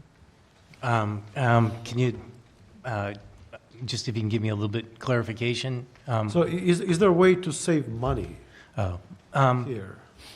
Well, one of the things I'd share, and one of the things, Director DeAngelis has done this year, that, I do feel like was one of the things we weren't doing as well as we should have been, is making sure that out-of-district placements are based on the needs of students and IEPs. One of the things I'd share with you is when you look at the out-of-district line, that's actually the total amount of money in that line has actually come down a little bit. The district at times was engaging in a practice of approving placements that weren't even special education certified schools. And so that's been rectified and to the tune of, over $500,000 this year. And so that work is actively happening. I think, one of the things is I wouldn't dispute at all that out-of-district, and I'm not suggesting that you are, right? But that out-of-district tuition line, those are for kids who need those placements. They go through the IEP process. The district says this child needs this particular placement to meet their educational needs, and it's our obligation to meet those, and so we do. In terms of special education, in terms of the other greater bucket that we shared a little bit today in terms of, the money that we designate to our special education students. One of our data points, I was talking about this last week, the students who are having a disproportionate experience in the district are our high-need students, special education students, students from families from low socioeconomic status, who have lower, who are, at financial risk, okay, and then also our English learners. And so I think the district has to ask itself a couple questions. Why are we not meeting the needs of those students, or haven't traditionally, because this isn't new data. This has been going on for years, And so I would not be comfortable, to be honest with you, cutting those resources in any way. But I do feel like we need to be asking the question, how are we servicing those students? Are we maximizing the use of that resource? Because we're not having the intended impact. One of the things I think that's so important is, I talked about this with personnel, we can't always just be asking for more or adding positions or doing other things. We owe it, and I believe you believe this too. We should be able to show that we're trying to maximize the use of the resources that are made available to us and ask those questions about kind of like that sheet I shared a little bit earlier. Is the money that we're using to pay these positions, is it gonna maximize the experience for our special education students? And that's the work that I feel like Joan's leading us in, and that's the work that we should be engaging in this time in the district. I'll also share with you where I think there's cost savings in what we do as a district. We are really missing the boat in terms of our support. We talked a lot, Member Kaminsky, about MTSS and really what that means. Where I feel like we missed the boat so much, okay, is at the elementary level and earlier, because these are the levels where if we give kids timely supports, give them what they need, then they may not need the level of support that they require in the district. And we really get it backwards. We should be, and it's true for education everywhere. And sorry, I'm preaching, but this is, our preschool program, the number of kids we identify, we probably under-identify the number of students who need support in preschool. We got to look at how we're identifying kids and how we're supporting them. Elementary school, I'll say this all day long. We are one of the districts, the only district I have ever worked in where we don't have positions like interventionists to support our students at the elementary level. Yet we act surprised when they have issues later on. If they don't get timely support when they need it, and we don't have the resources to support it, then it's gonna become much more of a burden on the district, because we're gonna be providing prescriptive services that are far more expensive and travel throughout the rest of their educational career. Where if we could have done something about it at kindergarten, at first grade, at second grade, that child's trajectory changes completely, and we desperately have to look at it. And that's why we talk so much about needing to address MTSS in this district, because it's going to make a real difference for kids, and it will help us financially, because it will be much better use of our resources. And that's when I think we might see a benefit in things like special education. We got to be proactive. We got to be thinking about these things, because right now we quite frankly don't do a good job in the district with it, and it's not the issue of our staff. We ask our classroom teachers, especially at the elementary level, to do too much. It's unfair. We have to get them some additional support, and that's one of the things through the strategic plan that we're really trying to commit to. We knew that wasn't going to happen this year. We really are working on a lot of that work to be positioned to make those recommendations for positions, but honestly, that's the best answer I can do. That to me is the financially sound approach for the district moving forward that will make a difference in terms of our budget, because I don't think we'll have the level of need that we do right now if we could find a better way to address kids' needs at a far earlier time. So just to clarify, so am I correct that the committee should do more in order to enable this? What I'm hopeful for, and where this will come into play, right, is we've committed, so we're taking steps. Last year, we looked at our district accommodation plan. We're talking a lot more about teachers, about what we can do to support teachers and support students, make accommodations so, they can access the content, right? And one of the reasons why this is so important right now is because we have kids who, through COVID, did not gain maybe the skills that they would have otherwise if they had been in school. And so we've got this whole cohort of kids who didn't have the traditional school experience that we've had in the past. And so now we have kids who have learning gaps, who are moving on to levels they start to enter years when content becomes a focus, but they don't have the requisite skills to access that content. And it's creating the situation in the district where kids can't learn or access content, and it just starts to fold out and cause more problems. What I believe we need to do as a district is, we got to do the work, and this is where I feel okay about where we are in strategic planning, is we always plan to do some of that work next year anyways. We weren't in a position where we could come and say we really feel like we need some of these positions at the elementary level. Like, do we want to advocate for teachers or reading specialists or whatever it is, that model? I think we'll be prepared next year during the budget cycle to make those recommendations. And I think we hope, when I talk about efficiencies, we hope that, say if it did involve, interventionists at all our elementary schools and we needed 8 positions, we're hopeful that we also will have identified perhaps some areas where we're spending money where we don't need to be. So we're not coming out and saying we need 8 new positions. Maybe we're coming and say, hey, we found a way to fund 5 or 3 or whatever, and we're asking for an allocation to support 3 or 5 additional positions. But share with you the work we've done and why we feel like this is the right model for us to do. And then I do feel like we need to start putting it into place. And that is going to make the difference in my mind long term, for the district. It doesn't happen in a lot of districts, and I'm not saying we shouldn't worry about our high school students. We've owned our high school students for a long time. We need to get those kids over the finish line, and we need to give them the support they need. But too often in education, we don't put the resources where they truly could make a difference, and in my mind, that is at the earlier grades. And you did start to support that process. Last year, if you looked at those class size adjustments, where did the majority of them take place? Elementary school.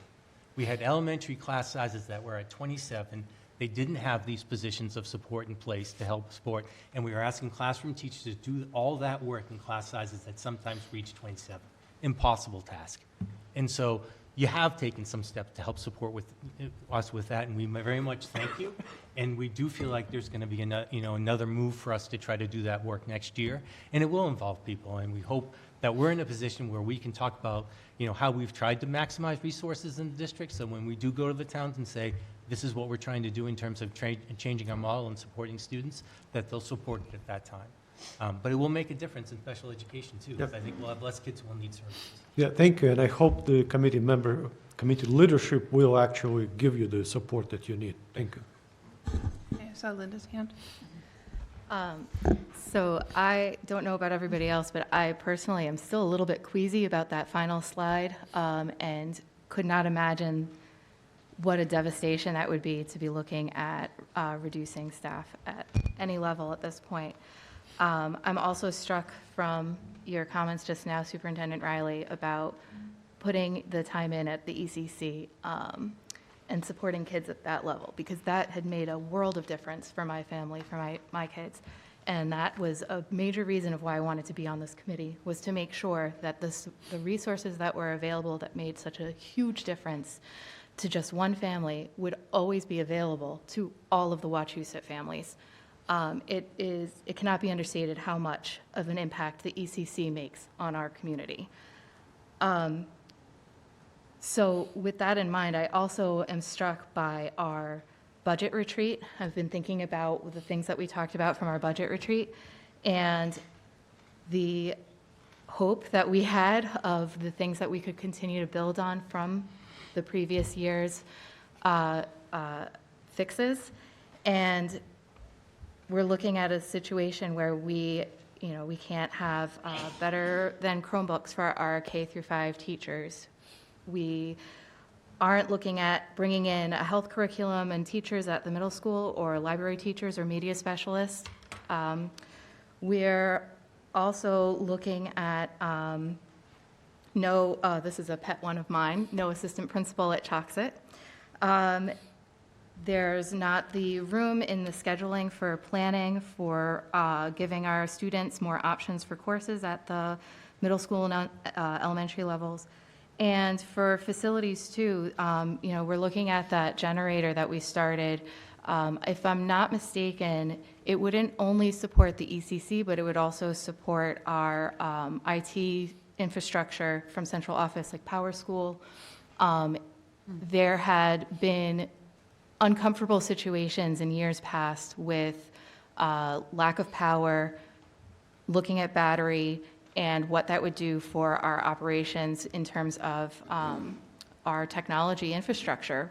What would happen if Power School went down, couldn't back up? Where would we be then? So the generator, yes, it is providing something for the school, but it's also providing something for central office and the wider school district operations. Looking at the high school as well, the intercoms obviously is a must-do in my eyes, and from what we've looked at from facilities and the 10-year capital plan. There's also the rooftop units that are supposed to be replaced. It's on a 5-year schedule to replace all of them, and it's estimated to be $600,000 per year, and it was supposed to start, I believe, technically this past year, and instead we have to wait until they break to fix them. There are also situations in our school district, in the town-owned buildings where if the heat is broken, we have to fix it. We have to have heat in our buildings. Sometimes that lands on the district side, and sometimes that lands on the town side. And so all of these items are real needs. And so I wish that we could advocate for all of these items. And I am truly disappointed that we are in this position from the improper inflation rate that the state had set, and that we're put in this position. But I am a strong proponent of looking at reality, and I hope that we can support this budget, and I hope that the state reassesses what it is doing to all of the districts across the Commonwealth. That's my statement, not a question. Are there any more questions? Carl? So a couple of things. My first one's kind of just a comment. And I appreciate the listing of the DART schools, kind of just to help us give a comparison with that, especially kind of just seeing where we fall with things.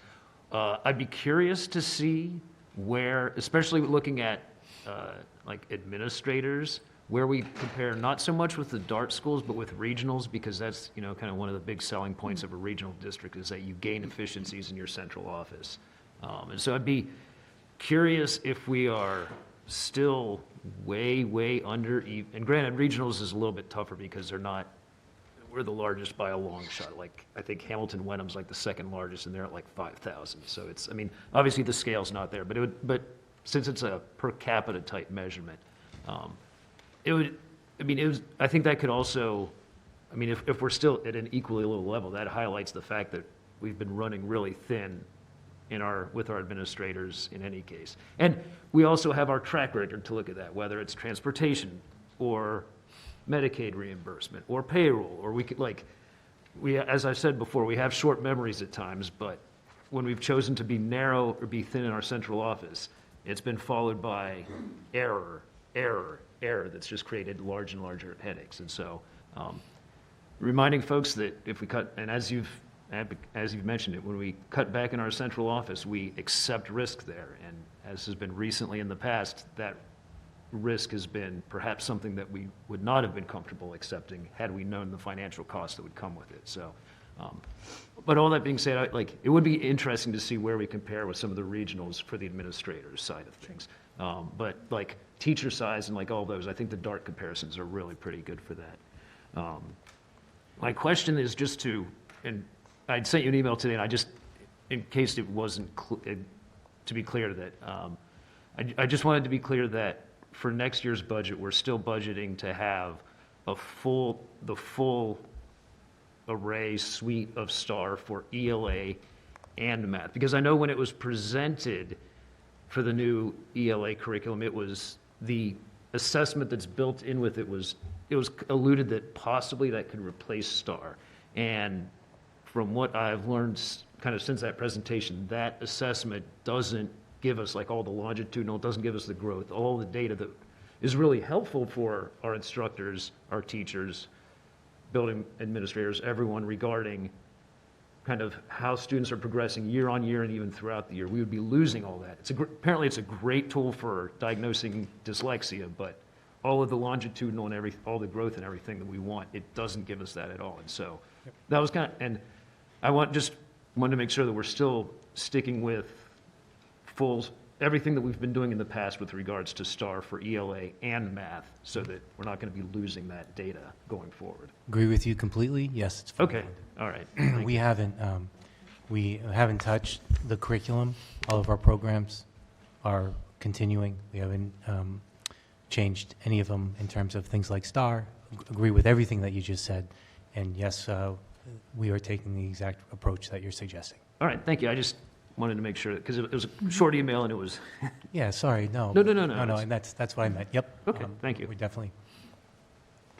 I'd like to follow up on one thing, Carl.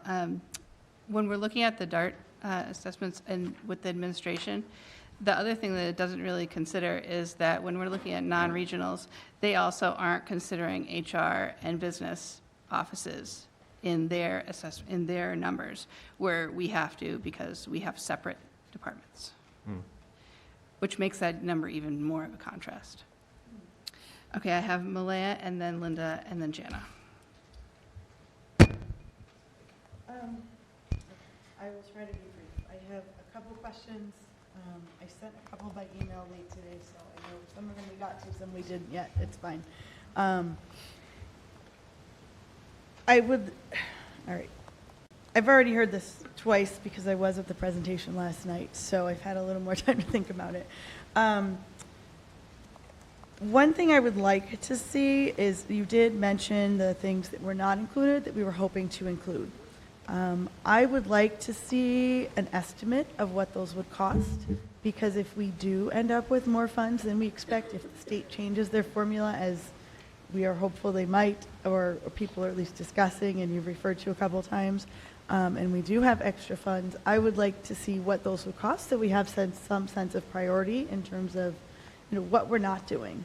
And not just what they are, but an estimate of dollars for those items, and what they would cost to put back in the budget if we, if we had extra funds from somewhere. I'm not saying we will, but if we did, I think that would be helpful. One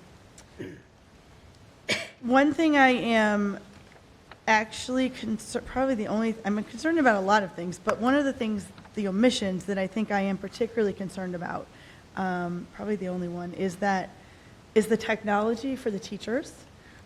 Because if we are giving them a new curriculum, which we heard all about a couple weeks ago, and we heard specifically how in order to implement all the features of that curriculum, they need the new technology. Are we throwing our money away because we are giving them curriculum without the tools to implement it? So I am very concerned about that particular piece, that we're starting a new curriculum and knowingly not giving them the tools they need to implement it. Are we giving them a Band-Aid? Are we giving them something that they can't implement to its full, there's a word I'm missing, but to their full ability, and I am very concerned about that. So I would like us really to take another look at that. I know and I understand that our towns are in a really tight spot, but I also know that several of them are probably going to have overrides anyways, so it's kind of a theoretical question. When we have a budget this big, how much would it cost to do that? If it's $300,000 in a budget or $400,000 in a budget the size of ours, is that going to be... I might think that's worth reconsidering that particular thing, because I hate the thought of spending all this money on this new curriculum, and our teachers are being trained on it, and then knowingly, which is what we heard a couple weeks ago, not giving them what they need to implement it with fidelity. Yeah, I think that's a little strong. I'll be honest with you. Okay. It is very strong. No, I appreciate that. And so, no, that's why I'm giving you that feedback. Okay. I think that we need to move towards getting our teachers laptops. Okay. I think we need to work towards equity. You know, it's Okay. not okay with me that we provide teachers a certain level of equipment at certain levels and not at others. You know, our, they have equipment that has the capacity to deliver the programs, but is it the level we want to provide to them? No. Would it make the implementation of the curriculum more seamless if they had them? Yes. Would I love to try to find a way to get it to them and provide it to them? Yes. You know, I'm the one who one of the ones who talked about us doing that. Where it gets really tricky and where we tried to, we didn't make those distinctions in this budget. And you mentioned override, so I want to talk about that a little bit. Okay. We have a couple of towns that, yes, you know, I think they're going to have an override no matter what, or need a potential override no matter what we come in terms of a budget number. I think the ones that's hard for me is Rutland. I feel bad. They just went through this last year. They deal with unprecedented increases. You know, certainly Princeton has an extraordinary increase this year. I think partly it's because proportionally the number of students that they've added, but Rutland, you know, this is the second year in a row, and I know they're trying to take an approach in their town that they're trying to get on track, and this isn't helping. But in the other pieces, I would say, in terms of us trying to partner with towns around that stuff, I'm hoping that we're able to do that in a year where we're looking at people. We talked a little bit in Holden last night about kind of resetting that. A lot of what we're doing, and this is what I was trying to share when we looked at FY22 and 23, one of the reasons why we're doing such corrections last fiscal year and this fiscal year is because those 2 years, if you look at the increases that were passed in the budget, they're minimal, and we were hitting reserves in the district.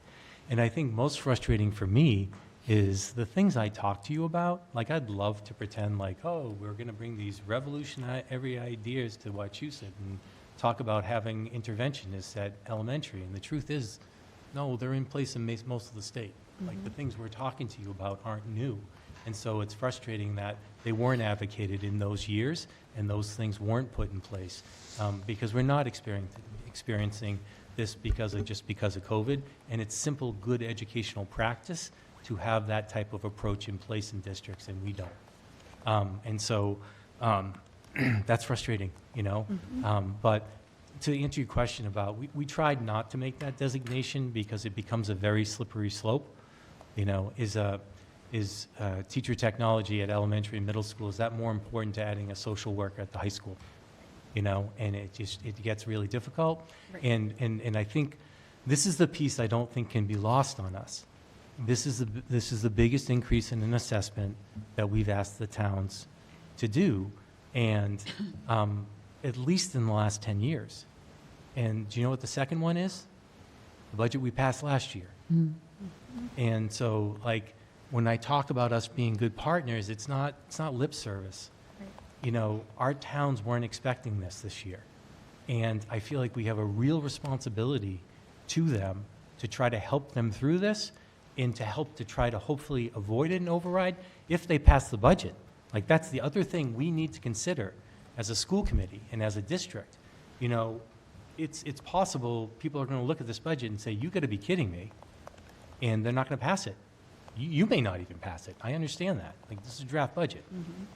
But then the district is in a situation where on a 1/12 budget, and then that is a real nightmare for districts. And so we're keeping that in mind too, and trying to get to a number that we can fully support.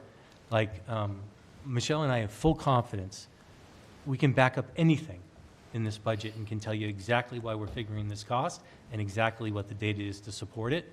And so I would just share, I get a little bit worried about the slippery slope. And you know, the truth is, everything that Member Woodland mentioned, everything that you're mentioning, yep, we need it. Right. And we're hoping to accelerate it as much as possible, but we're just in a very difficult position where we have to take a position somewhere, and this is what I'm recommending in terms of the district. I feel much better now that you said it's not essential to implementing the program, but do you, let's see, do you anticipate, or theoretically at least, that the things we weren't able to do this year would be added on to what we already had planned for next year, in terms of things we just have to get done? Yeah, I mean, we talked at the budget retreat, like when we talked about this year being a little bit about infrastructure and Yeah. things like that. Yeah, those things remain on my mind. Again, I think we want to, I think it depends. Like I said, I think your point about overrides and partnering with towns and talking to them about that, if that's something, they're planning for, they want to partner with us, we're a very willing partner, and, maybe there is an opportunity in the future, I don't know. One of the hard things is, we have towns that are going through budget cycles at different times. Yeah. We're a little bit off cycle where some towns are feeling the need regardless of the school budget, to be honest with you, this year. And then we have some other towns where, really, I think almost all of our towns are at a position where they potentially might be looking at that or considering it, that I'm not privy to 100%, but, that we've gone through the last 20 years when there's been a lot of inflation and a lot of our towns hadn't passed override. And just from the town side, I can understand where you have to have a correction or a revenue adjustment, because you can't go 20 years and have the same cycle and expect that increases of 2.5% or less are going to fund, it just, at some point, there's going to be a correction. But those are their decisions, and I support them. But I do understand what you're saying, and I think it is, like, that's one of the things Michelle and I have talked about. And, certainly if we knew towns were going to be in a position for an override, is this the budget that we would put forward? No, we would try to work in some of those things. But I think the way we're looking at it is we don't want to be the reason Right. why we're forcing a town into an override. And if we feel like we need some things that we're talking to towns in August and September about, look, we feel like we're going to need additional positions. We know that, this is what the increase could be, and offer to partner with them. Is there a way that we could afford this and the towns could afford this, and go through the process that way? I think one of the things that's very hard about this is we learned about this funding cliff in January. We were all there in the meeting with Tracy Novak, and Yep. we're like, oh, that's Yeah, gonna, exactly. and it didn't really resonate until we really looked at the Chapter 70, how much it truly hurts. Right. And it hurts. Yeah, so, okay, I have 2 more questions, I'll just ask them, I don't necessarily need all the answers right now. The special education, this was in my email, I appreciate the comparisons and the information we did get. What I have heard, and what might be useful as well going forward, is to really look at how those student support and special education staff is breaking down. I know last year we did kind of get a chart of psychologists and counselors and how many we had in each school. We don't have that data this year, and I think that would be helpful just to know where we stand once these new positions were added and where that stands. So having a little more detail in all of those positions, I think would be helpful going forward to understand where that's actually impacting our students the most. I appreciate the slide about the staff reductions. I hope we do not have to go there, because I do think that even if we did, that would do the same thing as what's happening in special education, where we're not addressing needs. It might be a short-term solution, but it would have long-term consequences with students in bigger classes, students with less support that will have greater needs later. I think it would be disastrous for many years, and also be a huge equity issue and be against everything we just talked about in our strategic plan. So I'm glad that we're not doing that. I would suggest to the committee that we not consider that at any point.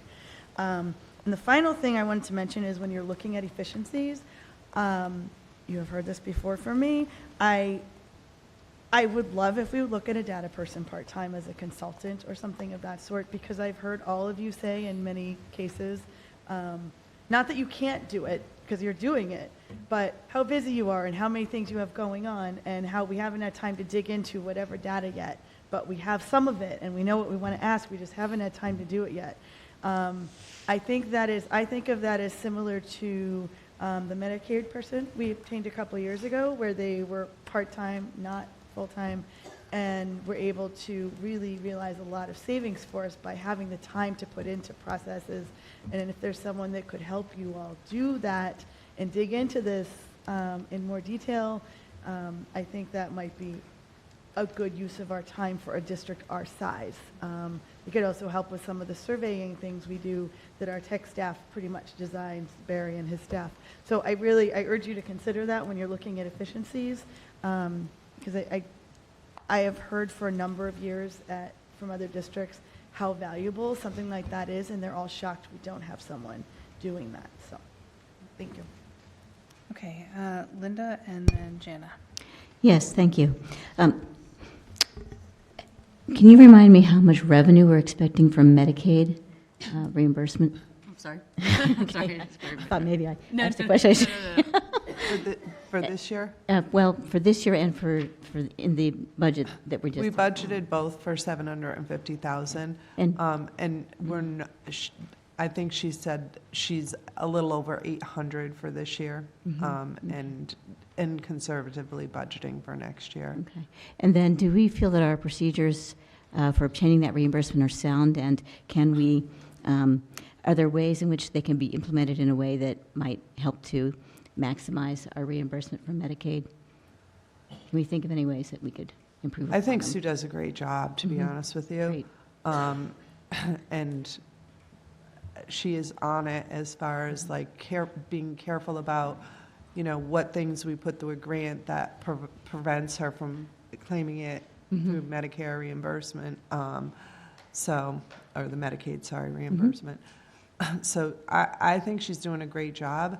I know she did some training also earlier in the year with the teachers and the support staff to do their claiming. And she follows through with the compliance on that. As far as I'm aware, she's doing great. Right. My question was really targeted towards her specifically, but I mean, there are multiple people involved in that process, like the teachers, like other staff, and I know that there has been a need for training over the years. And I think she did it. I know she did it at the beginning of this year. her hire was a real Yes. bonus for sure. So And okay. she's working, she's doing our circuit breaker reimbursement too, and she's very thorough. She's got so many papers, and she is very thorough in getting those things done. Thank you. Anna? First, I'd like to thank Michelle and Jim for this presentation and all the detail that they've been supplying to us last Thursday, at Holden last night, and tonight. It's a ton of work, and I know that everyone really appreciates it. Malia had one of my questions about the tech, and I had the same concern about our technology not being strong enough to be able to really, not just for the staff, but for the students to really access these curricula well. I know my son's in 6th grade, he's using Amplify.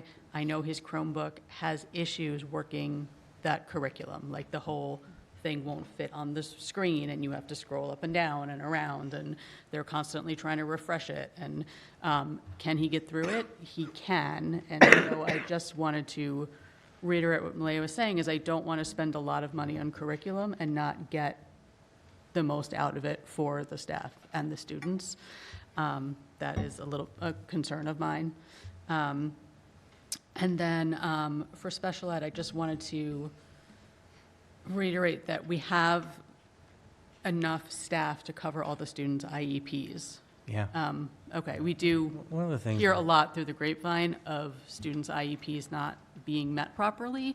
And so we just want to make sure that we have the staff in order to cover everything that they need. Yeah, we are constantly in a process where we need, I'll give you an example. There are 2 paraprofessional vacancies at Mount View. We haven't been able to hire for them. Right. And those positions have been open since the beginning of the year. In general, I think, one of the things when we talk about paraprofessionals, and you saw the data, we actually have more paraprofessionals than a lot of districts, which we showed you all the units. I'm not, and just on the record, I think very highly of paraprofessionals, and I think they serve a really important purpose. But one of the things I think people don't always realize, most of our positions in terms of supportive IEPs, we're over-provisioned, okay? And so perhaps a student on an IEP has a certain, thing on the grid in terms of support, but a paraprofessional may be in a classroom 5 days, where really to meet the IEP, they need to be there 3 or 2 and things like that. So, and I'm not making light, like we shouldn't try to move staff or, it is an issue and we try to avoid moving staff if there's an absence or other things like that. But because a staff has been shifted, it doesn't necessarily mean an IEP is instantly out of compliance. And we're constantly trying. And, one of the things we were sharing tonight is that, no, we need to look at how we're supporting students in different ways, but it's also a shift in the district. And I'm confident in what we're trying to accomplish. And one of the things I wanted to share is, we added a teacher at Mayo because Mayo was having issues last year meeting some of these service delivery options. And so it's an example of us trying to respond to that need and not pretending like situations aren't existing and in doing that. Do we have issues at times? Sure, but I also feel like we've gone through a process where we also don't always see eye to eye with whether or not we're meeting IEPs. And, it's hard, I'll be honest with you, because people can put things online or chat groups and everything but bottom line is there are legal ramifications if IEPs aren't being met, and there's PRS complaints and other things that people can do if they're not being serviced properly. And in the grand majority of cases, if there are complaints, the district has not found that it has done anything or violated anything, to be honest. We don't want to get to that point. We're not trying to be contentious with people, but that's the truth. Okay. No, thank you. I appreciate that answer. My other quick question was on staffing salaries. You mentioned that you didn't quite budget for the full amount due to that there might be open recs here and there. And I know you were also looking for efficiencies. And so what I'm wondering is if we keep it under the total amount, will we be able to have those efficiencies if we're under budgeting? You know what I mean? Like, do we have enough wiggle room if we don't put in the full salary amount? So we are being aggressive in our budgeting, but we don't feel like we're putting district in harm's way. Like I said, if you, the last couple of years, it's closer than we want. If you ask me what's the one line that Michelle and I talk about, it's that line. And, what we need to do is be really careful about the decisions we make. We met with the principals today, we had PLT, and one of the things I said to them is, if you have a teacher retire or you have to replace a teacher, one of the things the district doesn't, I think, concentrate much on is, and I really believe this, like, absolutely, at times, if you hire a teacher with experience, that's a wonderful thing. It can be a big bonus, and it depends on the position. But I also think that at times we need to be hiring younger teachers and looking at the impact in the culture. Ideally, your staff is made up of a variety of people of experiences and how long they've been teaching and other things like that.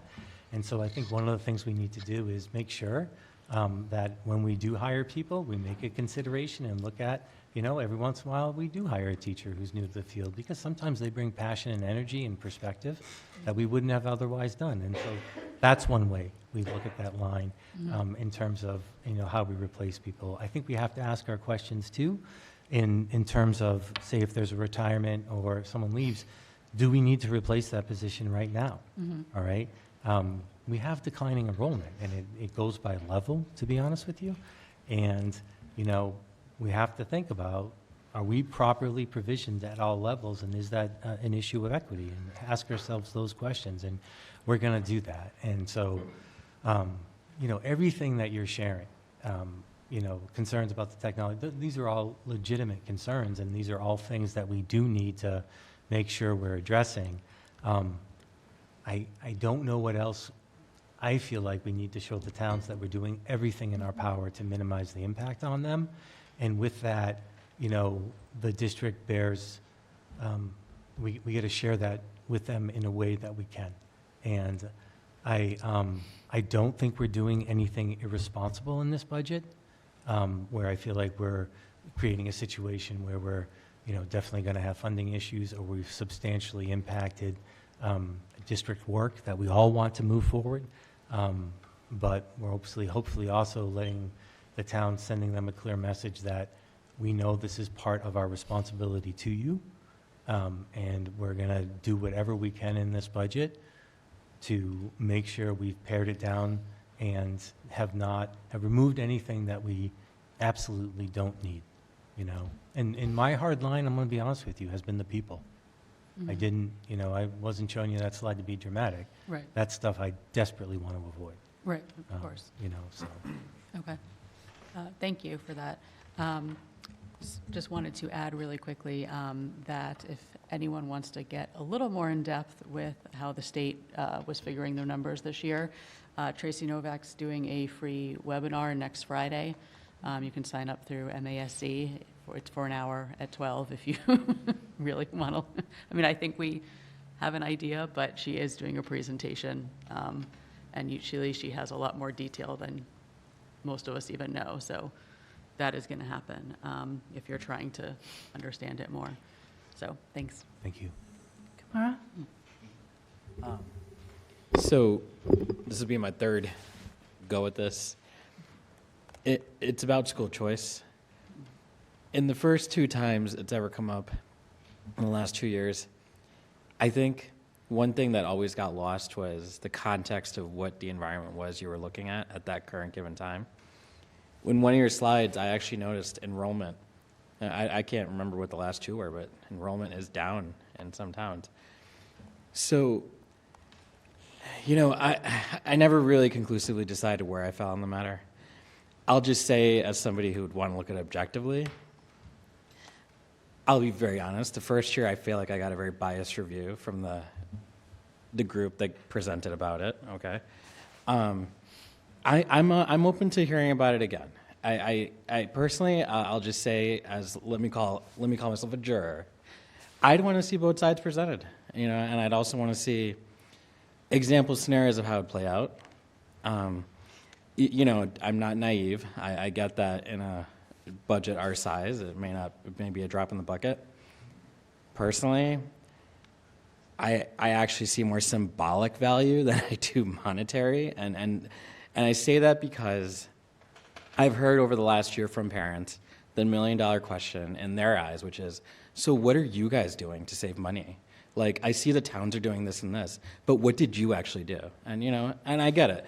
It's a bad PR moment that is, it's something in people's eyes that is very difficult to change. It comes with a culture shift. It'll come with a bunch of other things that have to happen, which are probably way outside the purview of what we do here at the school committee.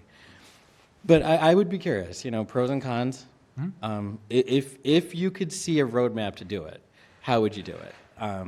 Also, the other question that comes up about school choice that I worry about was, and it was vaguely glossed over in my first year, let's say you bring in a kid in second grade and school choice and pick X town in the regional district. What if that kid wants to stay all the way through senior year in high school? How does that work? And then, like a very overview of the impact that you don't think you'll see in the beginning, but then long term, what happens. So yeah, it's one of those things. I don't ever really think I got a clear, comprehensive 360-degree answer. To be very honest, I feel like I got very acute 90-degree, 180-degree, very polarizing, very like incomplete answers. So anything. So the reason I say all that is like whether you tell me you want to do one school choice student, it would be better to know like what does it actually mean. So, I mean, it was just something I thought, I'm glad you put it on there because I think, I don't want people to ever think we never look for ways to save money or opportunity. I know other districts have done it. And in every district, the thing is it's always based on the context of why they did it. and does it make sense? Some of them might come back to say it doesn't make sense, but we do it because, well, here we are, you know? So I just wanted to share that, because it's one of these things that always seems elusive. It gets contentious when it gets discussed. So I'm more open to look at it with a brand new, fresh lens all over again, you know? So yeah. So we'll start that presentation next week, and I think the plan would be to ask the committee to consider a vote on it in April. And so we'd have a couple of times to discuss and bring some of the information that you're looking for. And I agree with you. I think the important thing for us is to show that we're considering every possibility. You know, sometimes it's not the eventual decision you make, but you show that you take it seriously and you can back up why you make a certain decision. Laura? Fast, I thought I was in line. Well, so first of all, I want to say thank you very much for the presentation. Every night that I've listened to it, I've heard a little bit more, so it's definitely been helpful for me to kind of hear it again and again. So I was there last night and then also last week. And I guess what I would share is an appreciation for how you are delivering the message and the process that you have gone through to try to capture the true numbers and essence of our education that we have here in this district. And what I heard from our town representatives who attended last Thursday and also last night in Holden was a very different tone and tenor in the conversation that happened. And I think that is a testament to the transparency that you are bringing to the numbers and to the budget process, and also the relationships that you're building with those towns and the trust that you're building within those. So I appreciate all that work. I know you don't wave a wand and just make it happen. It takes a lot of time and intention, and so I appreciate that. There is one question that I have, but it's escaped me, as it's 9 o'clock and I haven't stopped all day. I guess I'll just have to see if I can get it back at another time. But thank you very much for the work that you've done up till now. I appreciate it. Lauren? So I've seen this presentation 3 times now, and the word that I keep thinking of is responsible. This is a responsible budget. It's based on real numbers. Yes, there are very tough increases for the town, but the only additions you are making are absolutely essential additions. The ELA curriculum, we all look at the data, obvious we need it. The intercom system at the high school, obvious safety issue. We absolutely need it. The generator for the ECC. I've been a teacher at the ECC when the lights go out. Half the kids are laughing and half the kids are screaming. So it would be nice. I think the teachers there would appreciate the generator, but also for the technology infrastructure. You know, and yes, would I love to see laptops for the elementary teachers? Absolutely. But those tough increases for the town, it's obvious you're taking them to heart. The mood is so much more cooperative in those meetings with the town. I don't think you can ever understand. The air in the room is different, and it's because of the transparency. I sat here the other night, and every single town manager, the first thing they said was, "Thank you for being so transparent. It's obvious you actually know the numbers, and everything's based on real numbers." So I just think this is the most responsible budget right now for our students and our district. Do I hope that the state does a little shifting? Absolutely. Do I appreciate that you do conservative estimates for certain things? Absolutely. So we can all work together to advocate for the state to lift some things up, regional transportation, my favorite, and the inflation rate. And, you know, maybe we could give a little more help to our towns than we've already tried to do. So I just, yeah, I applaud the efforts this year. So thank you. Laura? I remembered. And it has to do with efficiencies and finding money and reflecting that. And what I want to say is our district is winning grants and getting money through grants that support some of the work that's being done. And I think that, that that needs to be, shouted from the rooftops, that we are actively pursuing opportunities for our students to make gains that through alternative funding. And I think that it would be worth including that information so that districts can understand, that community members can understand that we are actively pursuing alternate funds and employing them, like we did for the February vacation, camp, the accelerated camp, and it's happening in April.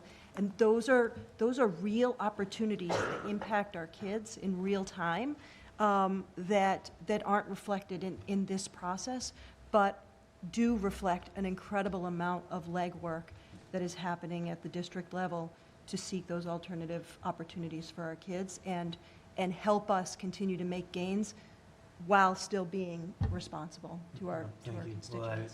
I think that's good feedback. Thank you. Are there any further questions?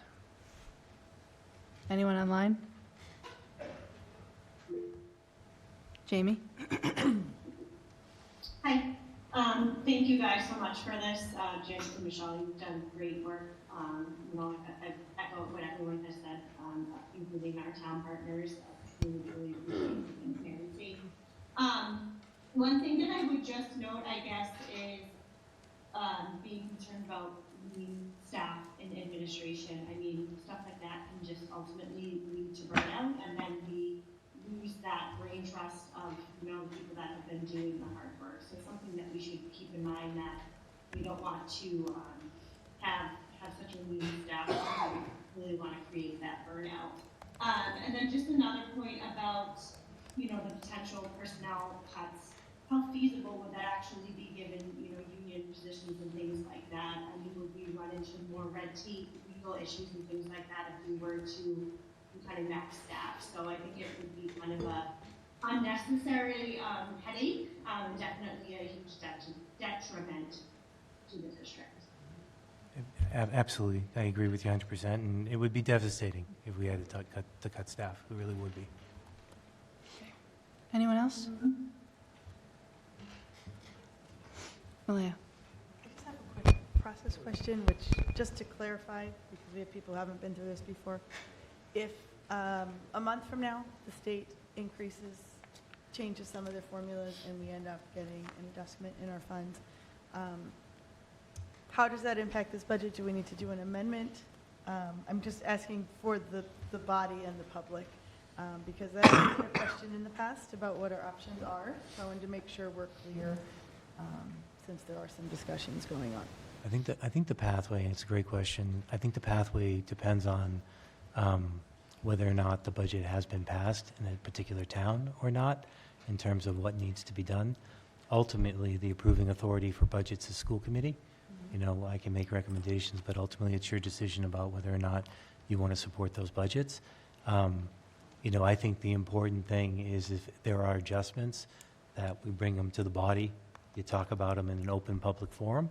And if you feel like there should be adjustments, or you're requesting adjustments to the budget, or want to advocate for certain things, whether it's a return or additional revenues to the towns, or advocating for a particular supporting a particular item in the budget that wasn't supported, that's your call. And I think, though, the process depends, and I'll do some research on it for you, but I think the biggest difference in the process would be if it started to be passed in one of the towns under particular terms, but then changed. It's not, we can do certain things, like the amendment we made last year when we put E&D as a revenue source, and we just adjusted the town assessments. But I think if we amend the overall budget number, and it's not as simple as adjusting assessments, then I think you need to vote it, and I think we'd have to present it again to the towns, and they'd have to vote for it again if they had already had a town meeting. But I need to look into it more, and it's a good question, and I don't know, just to share with the body, I've heard some things, there has been some talk about potentially adjusting that $30 per student and increasing it, making it higher. but I don't know. I think the one thing I'm sure the state's looking at is, with 80 additional districts who have been put in this position, and 2/3 of the districts in the state grappling with this, I do hope that they give some thought about what they're doing. I mean, what they're not that they're not thinking about how they're trying to support, but are there ways we can address this, because it's been a real hardship, I think, on towns, on school systems, and I think we all want good things for kids, and so if there's something that can be done that can help support that endeavor, I think we're all in favor of it. But the part I'd share with you is that we certainly would bring it back to the committee, talk about it, and share that, and like we do all these things, right? Do it openly, publicly, and hopefully with some transparency. So I can further how that process would work. It would be similar to what we did when we amended the budget. However, we are supposed to notify the towns, so the committee would amend the budget.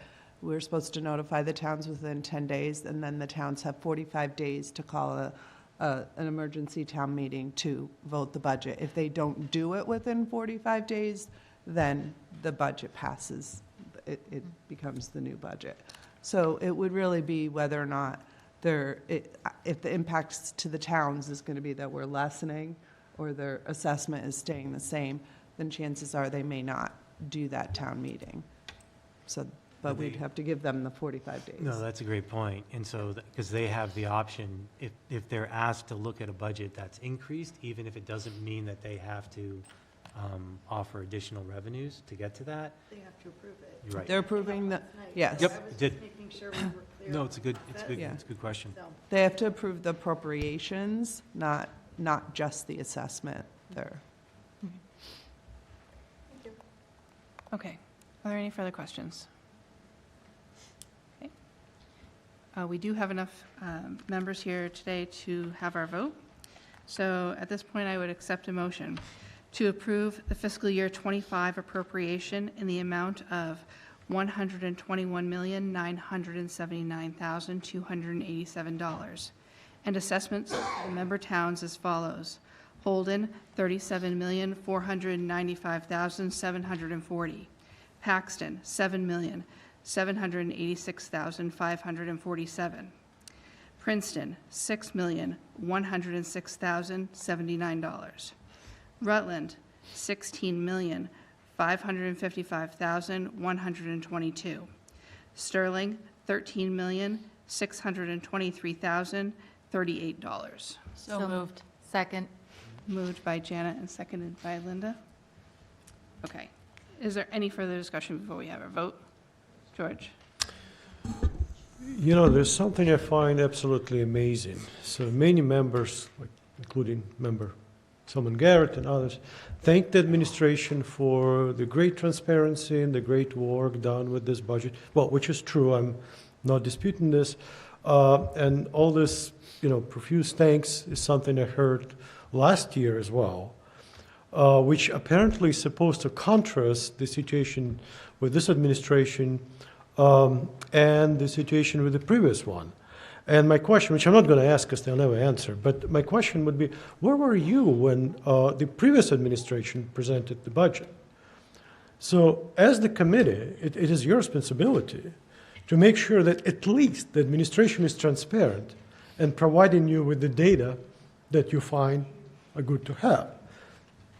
Apparently, the majority of the committee considers their responsibility to be simply George, deciding how much to thank the administration. This is about the motion. Yes, You I'm have a gonna, question yes, about and I'm the going to talk motion on about the the table. motion. And we're going to talk about the motion. And so I believe that this budget is excessive. I believe that, yes, the district is in financial crisis again. And this is not because of the administration. The only reason this district is in a crisis and not in a total catastrophe is because of the great work of administration. But because this committee, the majority of this committee, and thus the committee as a whole, has abdicated its responsibility to ensure strategic financial health of the district, and also many things that look nice on paper are not there. Some practices are wasteful, and so on and so forth. And this is very, very unfortunate. Thank you. Anyone else? All right. This vote is a little bit different from our normal votes that we take. This not only requires 2/3 majority, but it is 2/3 majority of the full committee of the 19. So in my calculation, that brings us to a required vote to pass of 12.54.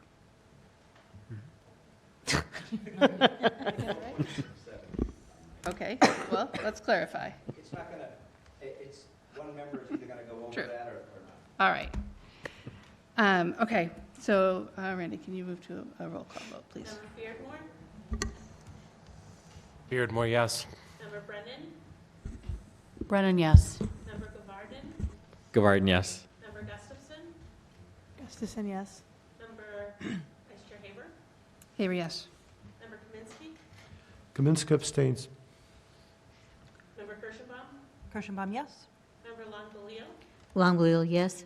Member Otmar, Otmar, yes. Member Poole, Poole, yes. Member Salmon Garrett, Salmon Garrett, yes. Member Valentine, Valentine, yes. Member Winters, yes. Member Woodland, Woodland, yes. Chair Runstrom,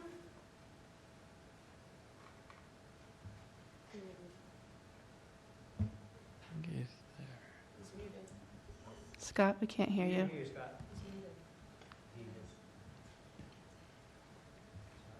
Thumbs up, thumbs up. Scott, do you have the capability to type in the chat at least your answer, please? He's doing his stuff.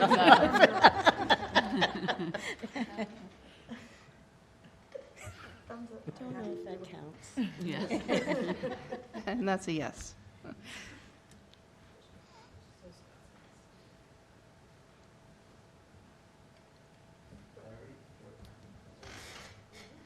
Okay, that brings us to 14.51, and the motion on the budget passes. Thank you all very much. With our business done for the evening, the meeting is adjourned.